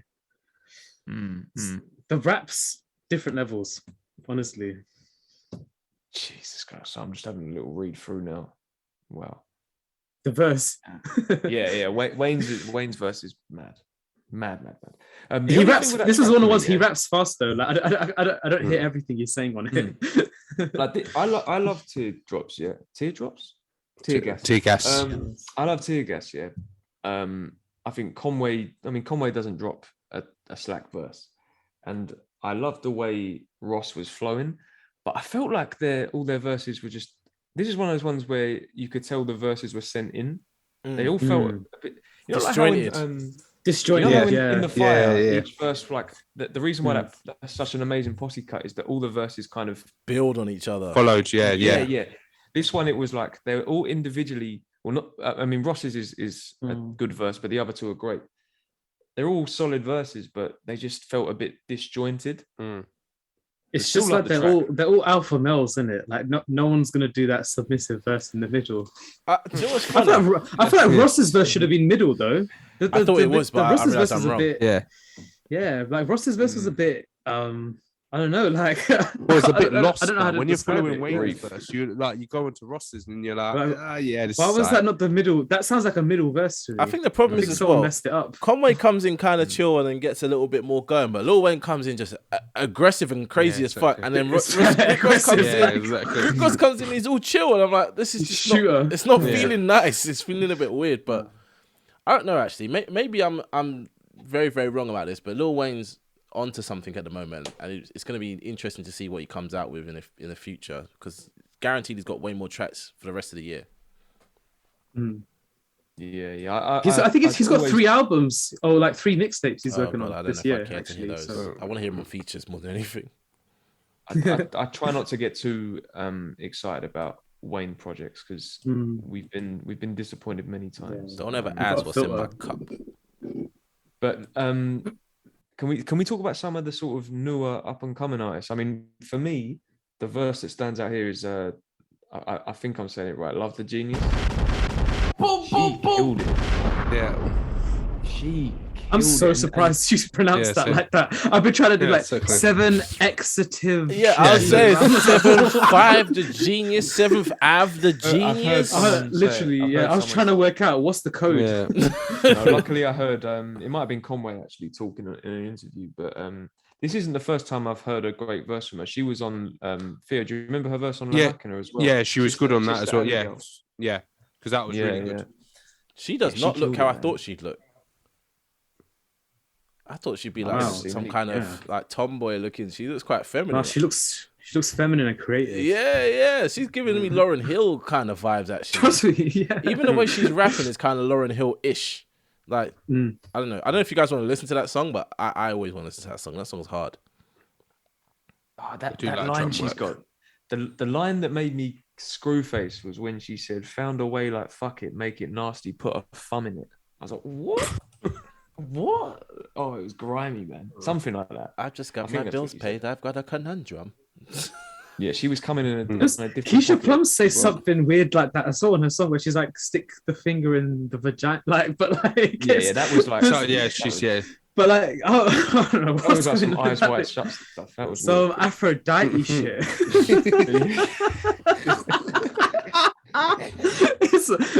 It works with the concept though, because I was in the world for that tune. I was thinking like Eyes Wide Shut or some weird thing like that, but yeah.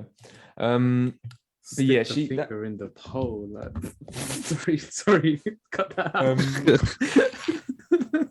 Yeah. No, you know what's the worst part about it? She said, found a way like fuck it, make it nasty, put a thumb in it, and the ad-lib is look.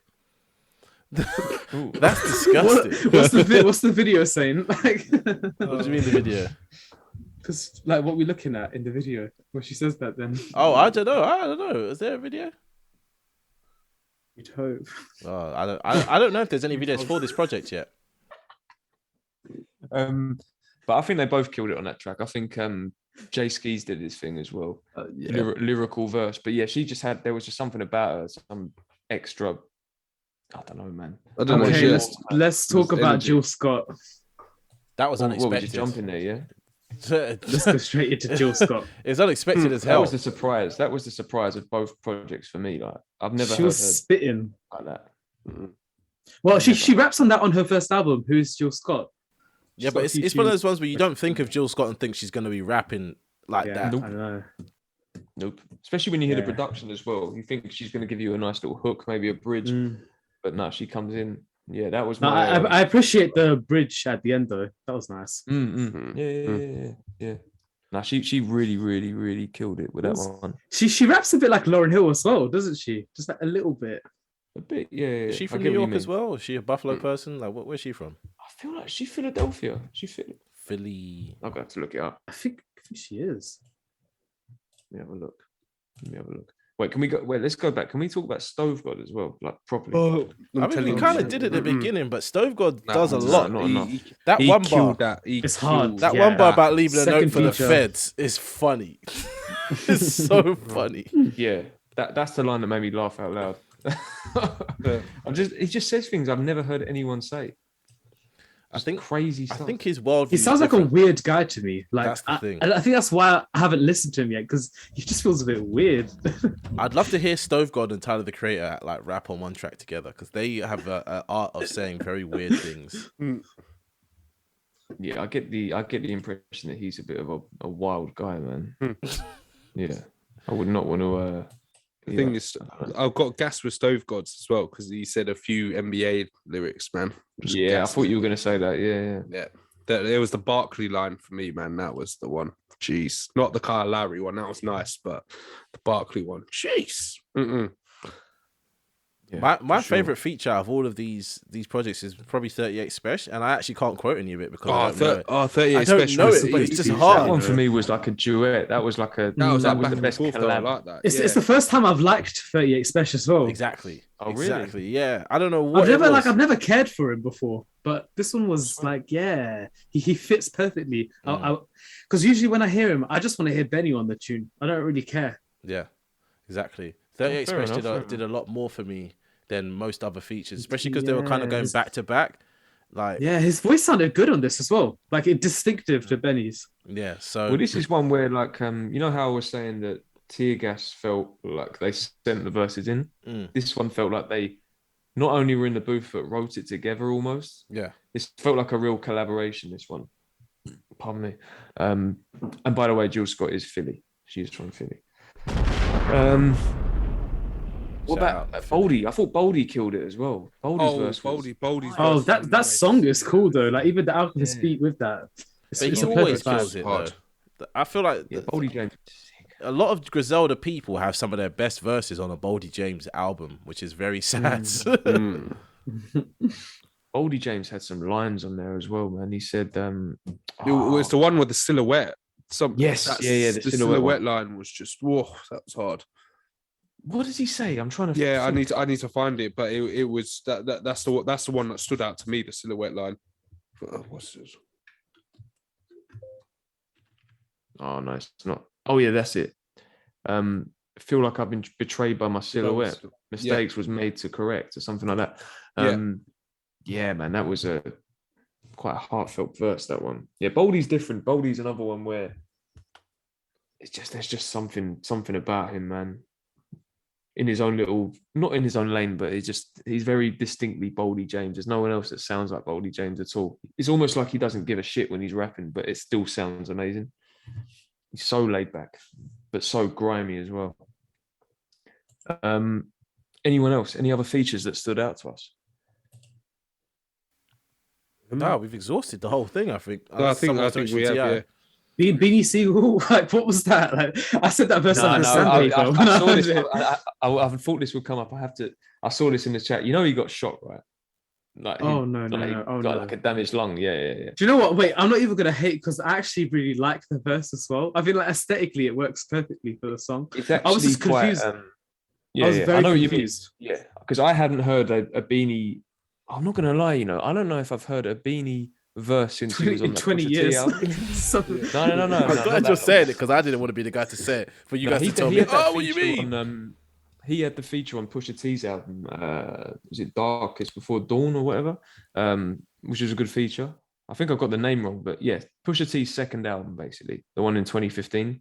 But also I feel like although his voice was so strained and let's face it, it's not a good vocal performance. It was kind of fitting because thinking about what Conway went through and what he's been through as well, it was kind of like the perfect feature to kick the album off, I guess, or the perfect artist to sort of collab with.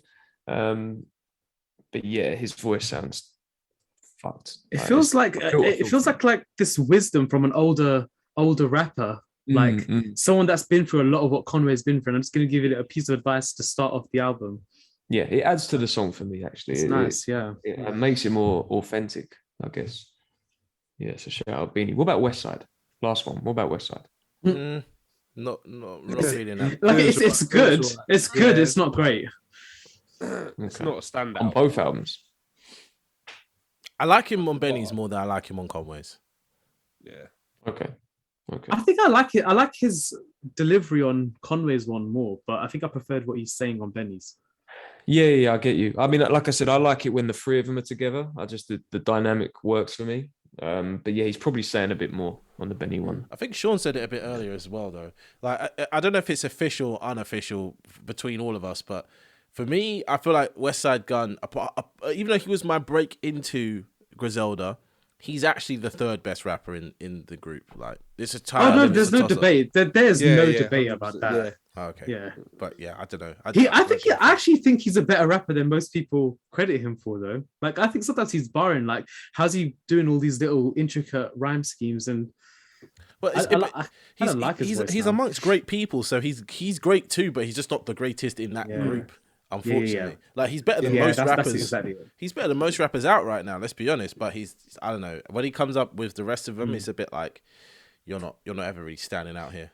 Let's talk about Griselda's success and their legacy. Griselda.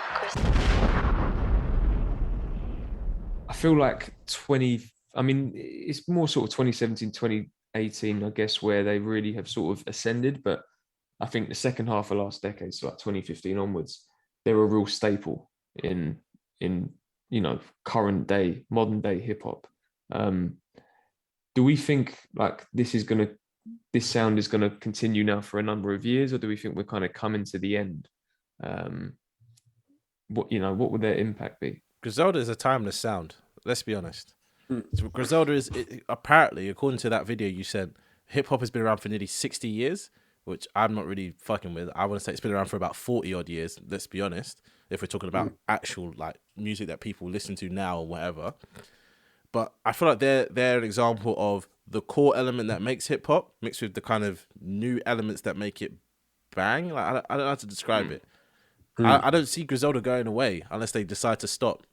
I just see them getting bigger and bigger, and I think the problem is people expect someone like Benny or Conway or even Westside to reach the same heights as a Jay-Z or a Kanye, but I don't think they're willing to make that type of music that might cross over that far. I cannot see the average person saying anything that Benny the Butcher has ever said because it's not personable. It's real rap, and it's like maybe they'll just be in that same pocket that Earl and Boldy and all those other kind of underground people occupy, where they're the best and everyone knows they're the best, but you would only really know about them if you really liked hip hop, or not even really liked hip hop. If you had even a vague interest in what hip hop is, you're going to be listening to Griselda as long as they release projects. I think with, like I said, with Griselda, they didn't create this new sound, more propelled it, because it's almost like you have to look at, especially Benny, as like the cusp of mainstream, especially with some of the features he's had in recent years too. But I think Griselda in general are on that kind of border. Yeah, I think in terms of the sound, like if we look at the kind of history, like the lineage, like, first half of the 2000s, street rap was very much a radio thing, right? You have artists like 50 Cent and The Game, and loads of guys in New York who were sort of topping the charts and whatnot. But I guess for hip hop purists and that, they would call that quite cookie cutter, and the music was the authenticity and the kind of content was diluted. Yeah, not saying it's bad music, but I think that was probably what people thought when they listened to people like Ja Rule and some of the sort of, I guess, later 50 stuff. Anyway, I feel like when the second half of that decade came in, we had things like 808s and Cuddy and T-Pain, and Drake was just sort of on the rise at the end of the decade.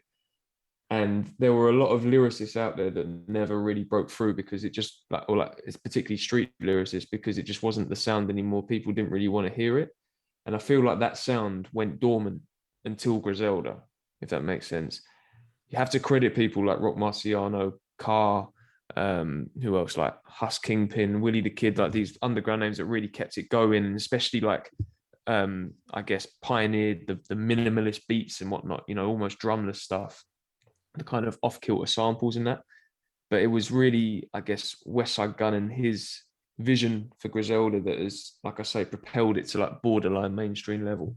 And now, I mean, whilst it's not, these guys aren't household names and they're not topping charts and that, like I said, they're very much a staple in modern hip hop. And I don't think this sound is going anywhere, and I don't think it's going to go dormant like it did for a decade. I think we've got this now for a good few more years, I'd say. Yeah. Anyone else? I feel like I just took over there. No. Because you, exactly. Sean wears Hermes.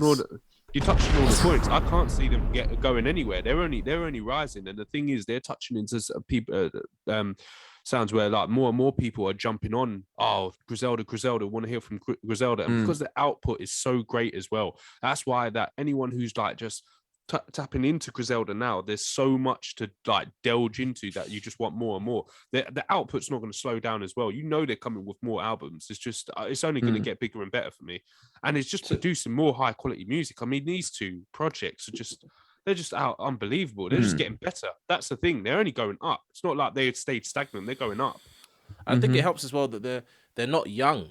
They're fairly old, not old as in like 40s and whatever, but they're mature rappers. So their perspective on things and how they'll do things is like, okay, so the game right now is to put out as much music as possible. Right, we're gonna fucking do that, but we're gonna put out music that people want to fucking hear.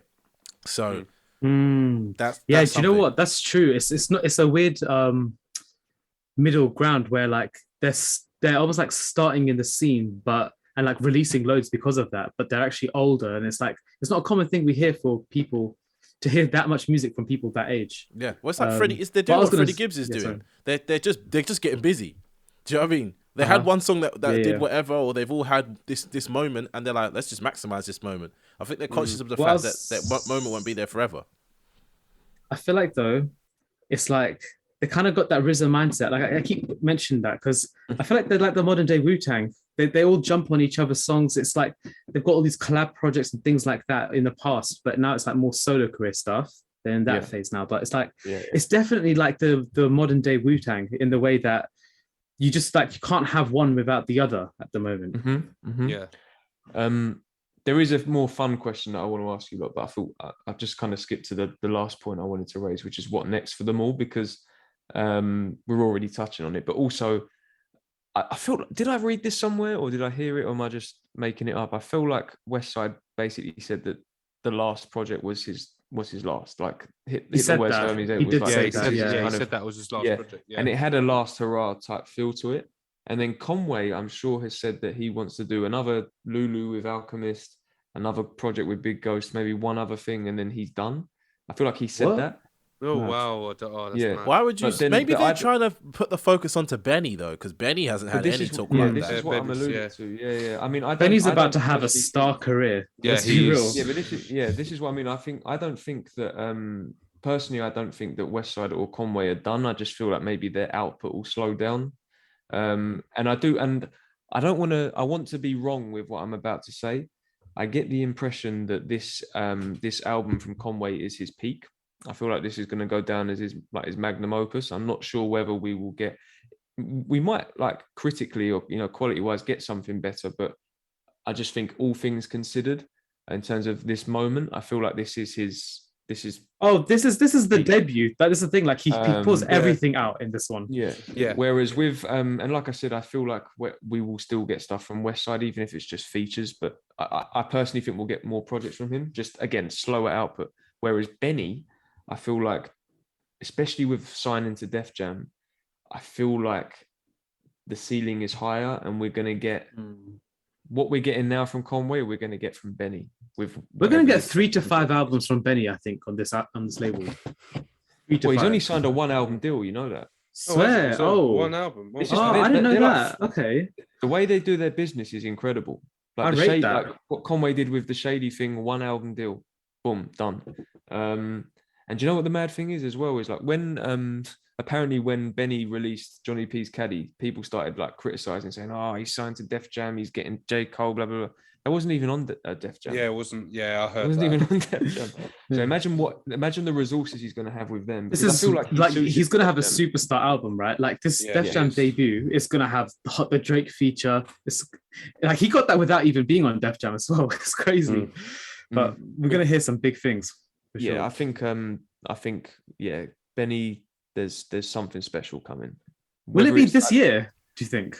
I doubt it. No, I reckon. No, it's going to be next reckon year. next Building up year, to I something reckon next though. year. I think this year, this is my odd prediction, and maybe I don't know if the listeners are that active, but if they got on the Discord, they could be that fucking active. My prediction is that this year we'll get 2 more Benny projects, right?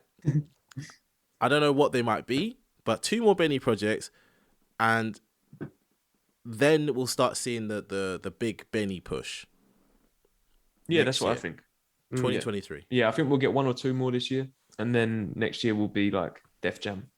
Def Like Jam some album. EPs or something. But he did say though that this is his last independent album. So Yeah, I think the features feel like we are might gonna get, go through the roof. That the features we thought that are mad that these lot are already getting, I think we're gonna see a Jay-Z, a Drake that we already know is kind of recorded. You see what I'm trying to say? Days. But that's what I'm my thinking we're gonna God. see Kanye this year. production or something. You see what I'm Yeah. trying to say? But he all did for say though, Benny. because he did say though that because the Drake track leaked, didn't it? And I think he basically said like that it's never going to come out. Like it's it's been leaked. It's seen it's seen its day, but we might get another one. Do you know? What I I mean? haven't heard that.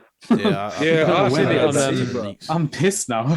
He said on Bootleg Kev that yeah, he doesn't think that track will ever see the light of day. But if he's on Def Jam and like you say with the resources, maybe we'll get another one. We all want to hear it, really. I know we've all got our opinions on Drake, but we all want to hear that. So yeah, I think it's an exciting time ahead. But yeah, my sort of fun question was, are Griselda the best crew since TDE?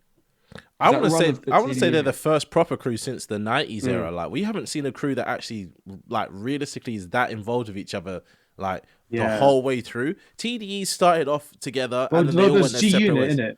Well, G-Unit's G-Unit, different. though. G-Unit's different because there's a whole bunch of rubbish No, people in G-Unit's quite similar to this, I think. G-Unit Quite had similar. 3 good rappers, yeah. Lloyd Banks, 50 Cent, and some other guy that I forgot. Oh yeah, what was Tony his Yayo. Tony Tony Yayo. Yayo. Yeah, that's it. Tony Yayo. that's the one. But Griselda, they are still, even though they're getting famous, they're not going their own weird separate ways. Maybe someone will have a weird phase where they start growing dreadlocks and all the other shit that happened with TDE and whatever else. But yeah, I don't know. I don't know if TDE is the right comparison. I think Kieran hit it on the head earlier. They're like Wu-Tang. No, I know, but what I mean is that if you look at the consistency of Griselda with the projects they've released, I mean the output is way the time span and the output is like way more condensed.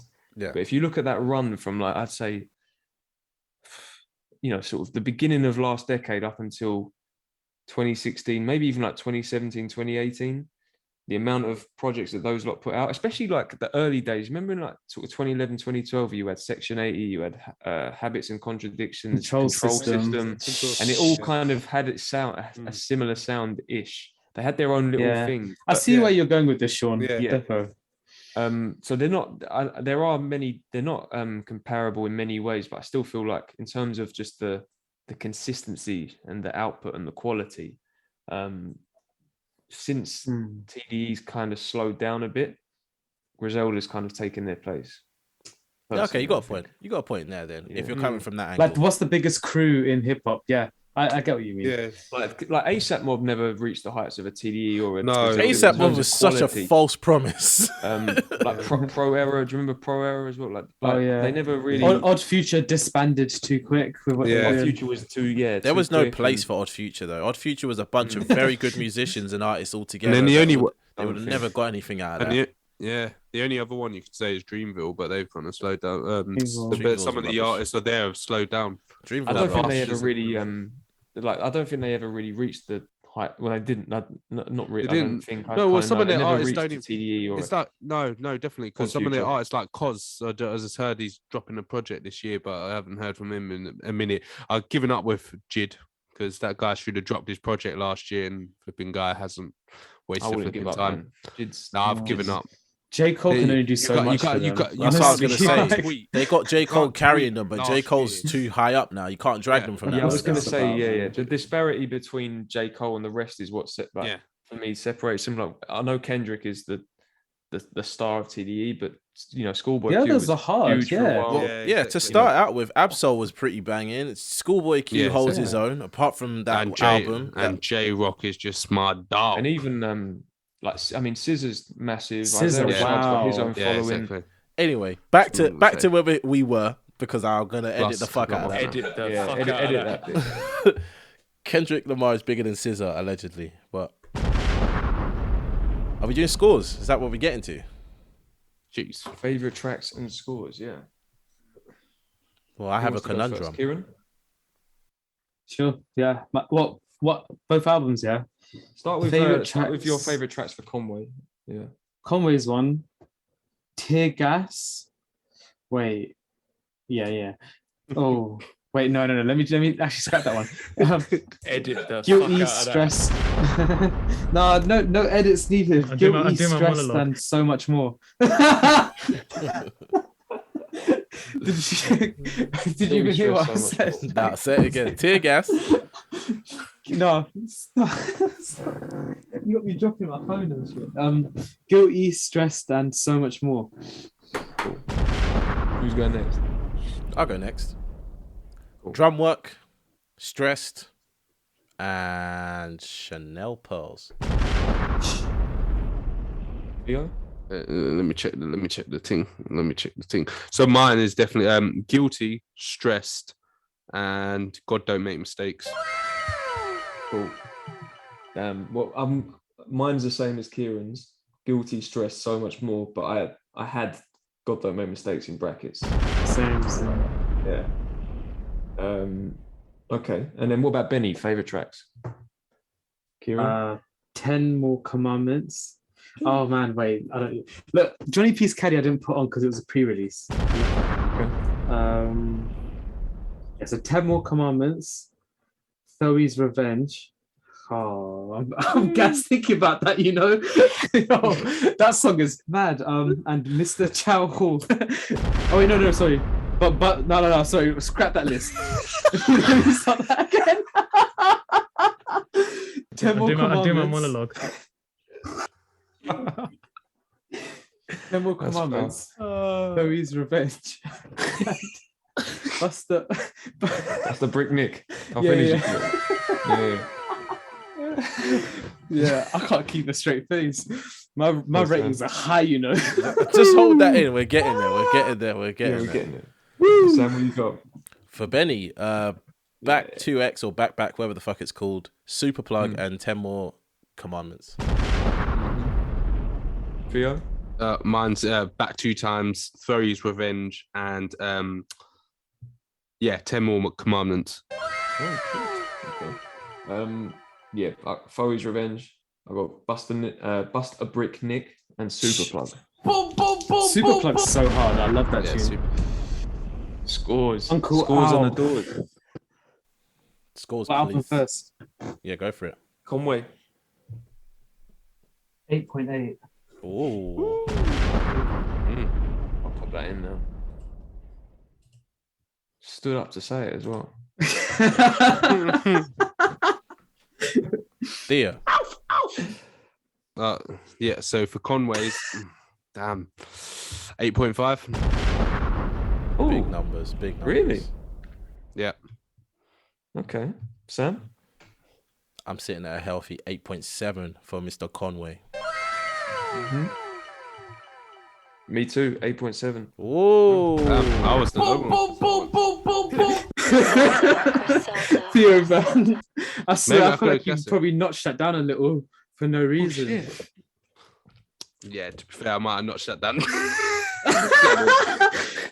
I'm telling you, the gas is real for these albums, man. Me I and don't Sean know why were you did bang that. on the money I with the 8.7. tried not to gas it because I thought I didn't think. the No, gas it's nice is to real. no, it's nice to know everybody thought of Conway's that high, man. Because I thought, oh man, if I go flying in with my, had to try and level it up. No, but my Benny one is mad though. So My Benny was disgusting. I'm just gonna be real, man. Like, what? My Benny one's a bit mad. I can't lie to you. You've been alluding to this the whole call. Pardon? do you want the next one then? Oh wait, what's the overall rating for Conway? 8.7 or 8.675, something close to that. So me and Sean were kind of on the money with that. Theo's predictions are off now.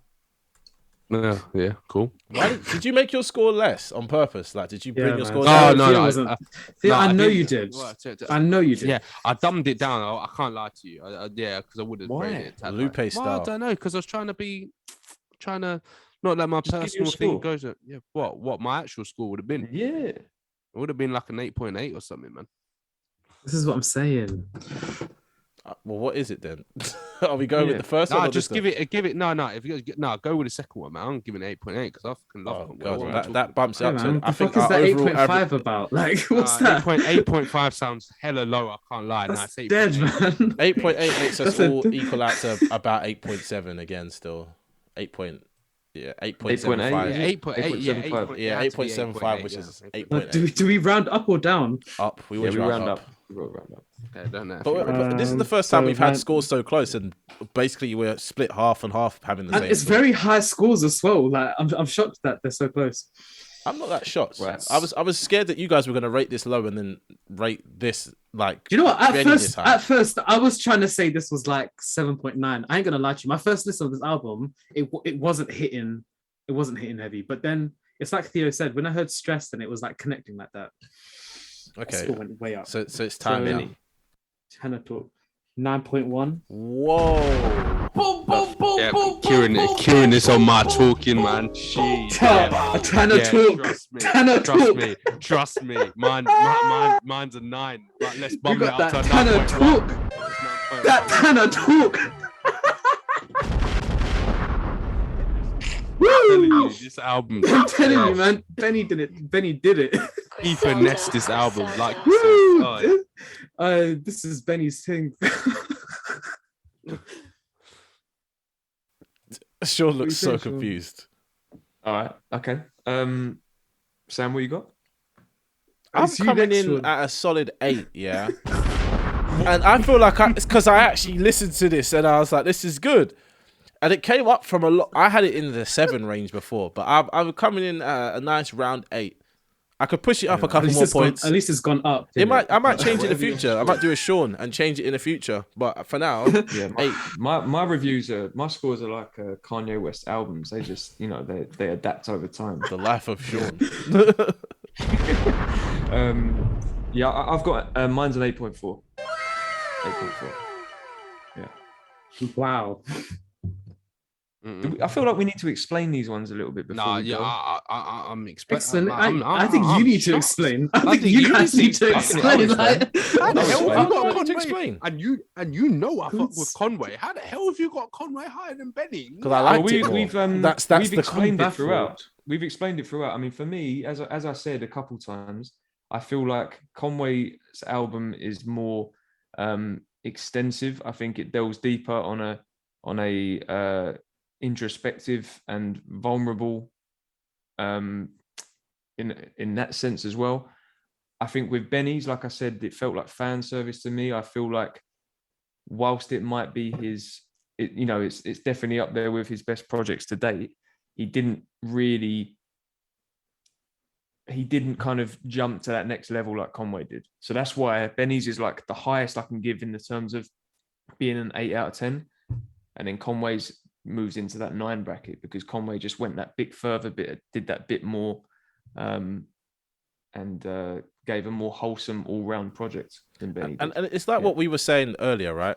I feel like this might be Conway's peak, but that's not Tana Talk 4 is not Benny's peak, and I have to give him room to grow. I feel like soon, next project Benny drops, Kieran and Theo are going to be dropping to 10. And I don't know if we've had a 10 yet. Have we had a 10? I'm ready to be gassed. No, so we've explained our points. Now we need let's hear yours. Like what did Benny do more than Conway?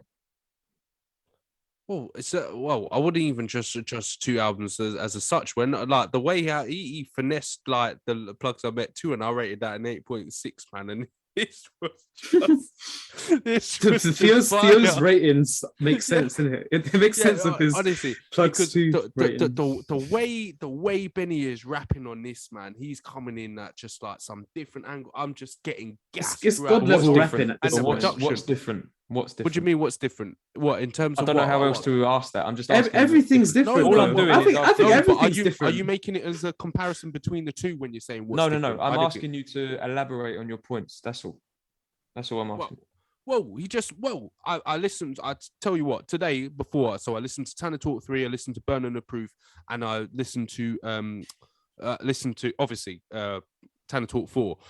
The way he's rhyming on here, he's painting pictures so much more clearer, and the flows and the rhyme schemes and the way he's doing it he's elevated. Because if you listen back to Tana Talk 3, obviously, yeah, you're getting gas and you can see the potentials there. And obviously, Burden the Proof, he's put his story there and you get more of a picture. I'm sorry, on this one, he is painting pictures so much more that you can close your eyes. You are seeing the imagery that he is painting. He's actually painting a piece of art. So he's elevated throughout the whole trajectory. He's going up and up and up and up and up. So he has elevated to a different level. So this, I'm just like, wow, he's done it again. He's gone up. Yes, is there still more room to grow?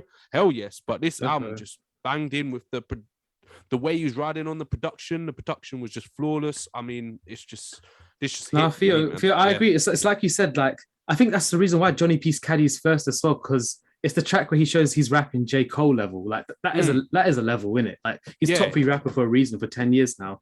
So he's rapping this high level the whole way through. But then I feel like even on like Buster Brick Nick, like there's another level. He hits like a notch up there. Exactly. And like I haven't even been able to unpack that tune because it's so like dense what he's doing on that. And then even like on Mr. Chow Hall, that delivery on that, I've never heard Benny rap like that before. He sounded a bit like Conway on that one with the emotive aspects. So I think Benny's elevated a lot, and the cohesion between everything between it. Like for me, I've listened to all of like most at least of Conway and Benny's projects. I feel like Conway always does this thing where like there's super high highs and like lower moments as well. Conway he makes messy projects. I don't think they're like cohesive and like the whole way through. Whereas Benny, like he'll be cohesive with it. Every single tune is like off a certain standard, and it just for a whole package. Like I think Benny's got a better discography because of that as well. That's fair enough. No, you both make good points. That's all I was wanting. That's all. I just wanted a bit more. That's all, and we got that. It's all good. To be fair, right? I might appreciate Tana Talk for much more later in the year. I don't know, but yeah, I feel like my score is valid. Like I feel like I have yet to see something. Well, I don't know. I think I'm going to see better out of Benny, and that's why the score is where it's at right now. You know, the way I see it, I think Conway's is more emotively impactful. So in the moment, I can understand feeling more impacted by it as well, which I do. Like, Stress is my favorite song out of all of both projects. But Benny's one is like, it's the kind of one you put on the project, like just 10 songs or 12 or whatever. And like, you just ride through it. Like, it's definitely replayable. And I can already feel the longevity with it because it's just got that cohesive, consistent standard in it. Mm-hmm. Yeah. I don't want to hear a T.I. feature. I'm just being real. I don't hear a T.I. feature because I blocked him. Right? Lucky you. Sure, what are you saying? I think the last thing I'll say is just because I'm definitely with you on the rapping side of things. I feel that Benny has like really chewed off not like there was even any fat there in recent years, but really chewed off the fat, so to speak, and refined what he does. And you know, with Tana Talk 4, he's given us, you know, what we know he can do at its highest level so far. But like I said, just that difference with Conway was just he just went that bit further for me. There's just a bit more. I'm not going to mince my words. And like Sam says, I think that Benny can do that with this Def Jam project. I think we can see him go to that next level. But they're both great projects, man. It's been a really strong start to the year. Both of them are in like my top 3 so far this year. So I just look forward to whatever they got going next. Boom, boom, boom, boom, boom, boom, boom, boom, boom, boom, boom. Should we say overall ratings? Because I don't think we said. We did. I did. I said no. I think we said it for Conway's, but not Benny. Oh yeah, okay. Well, Conway, our overall kind of aggregate rating is 8.8, and for Tana Talk, it's 8.7. Hey, it's your boy Theo, and thanks for listening to the Grey Area Podcast.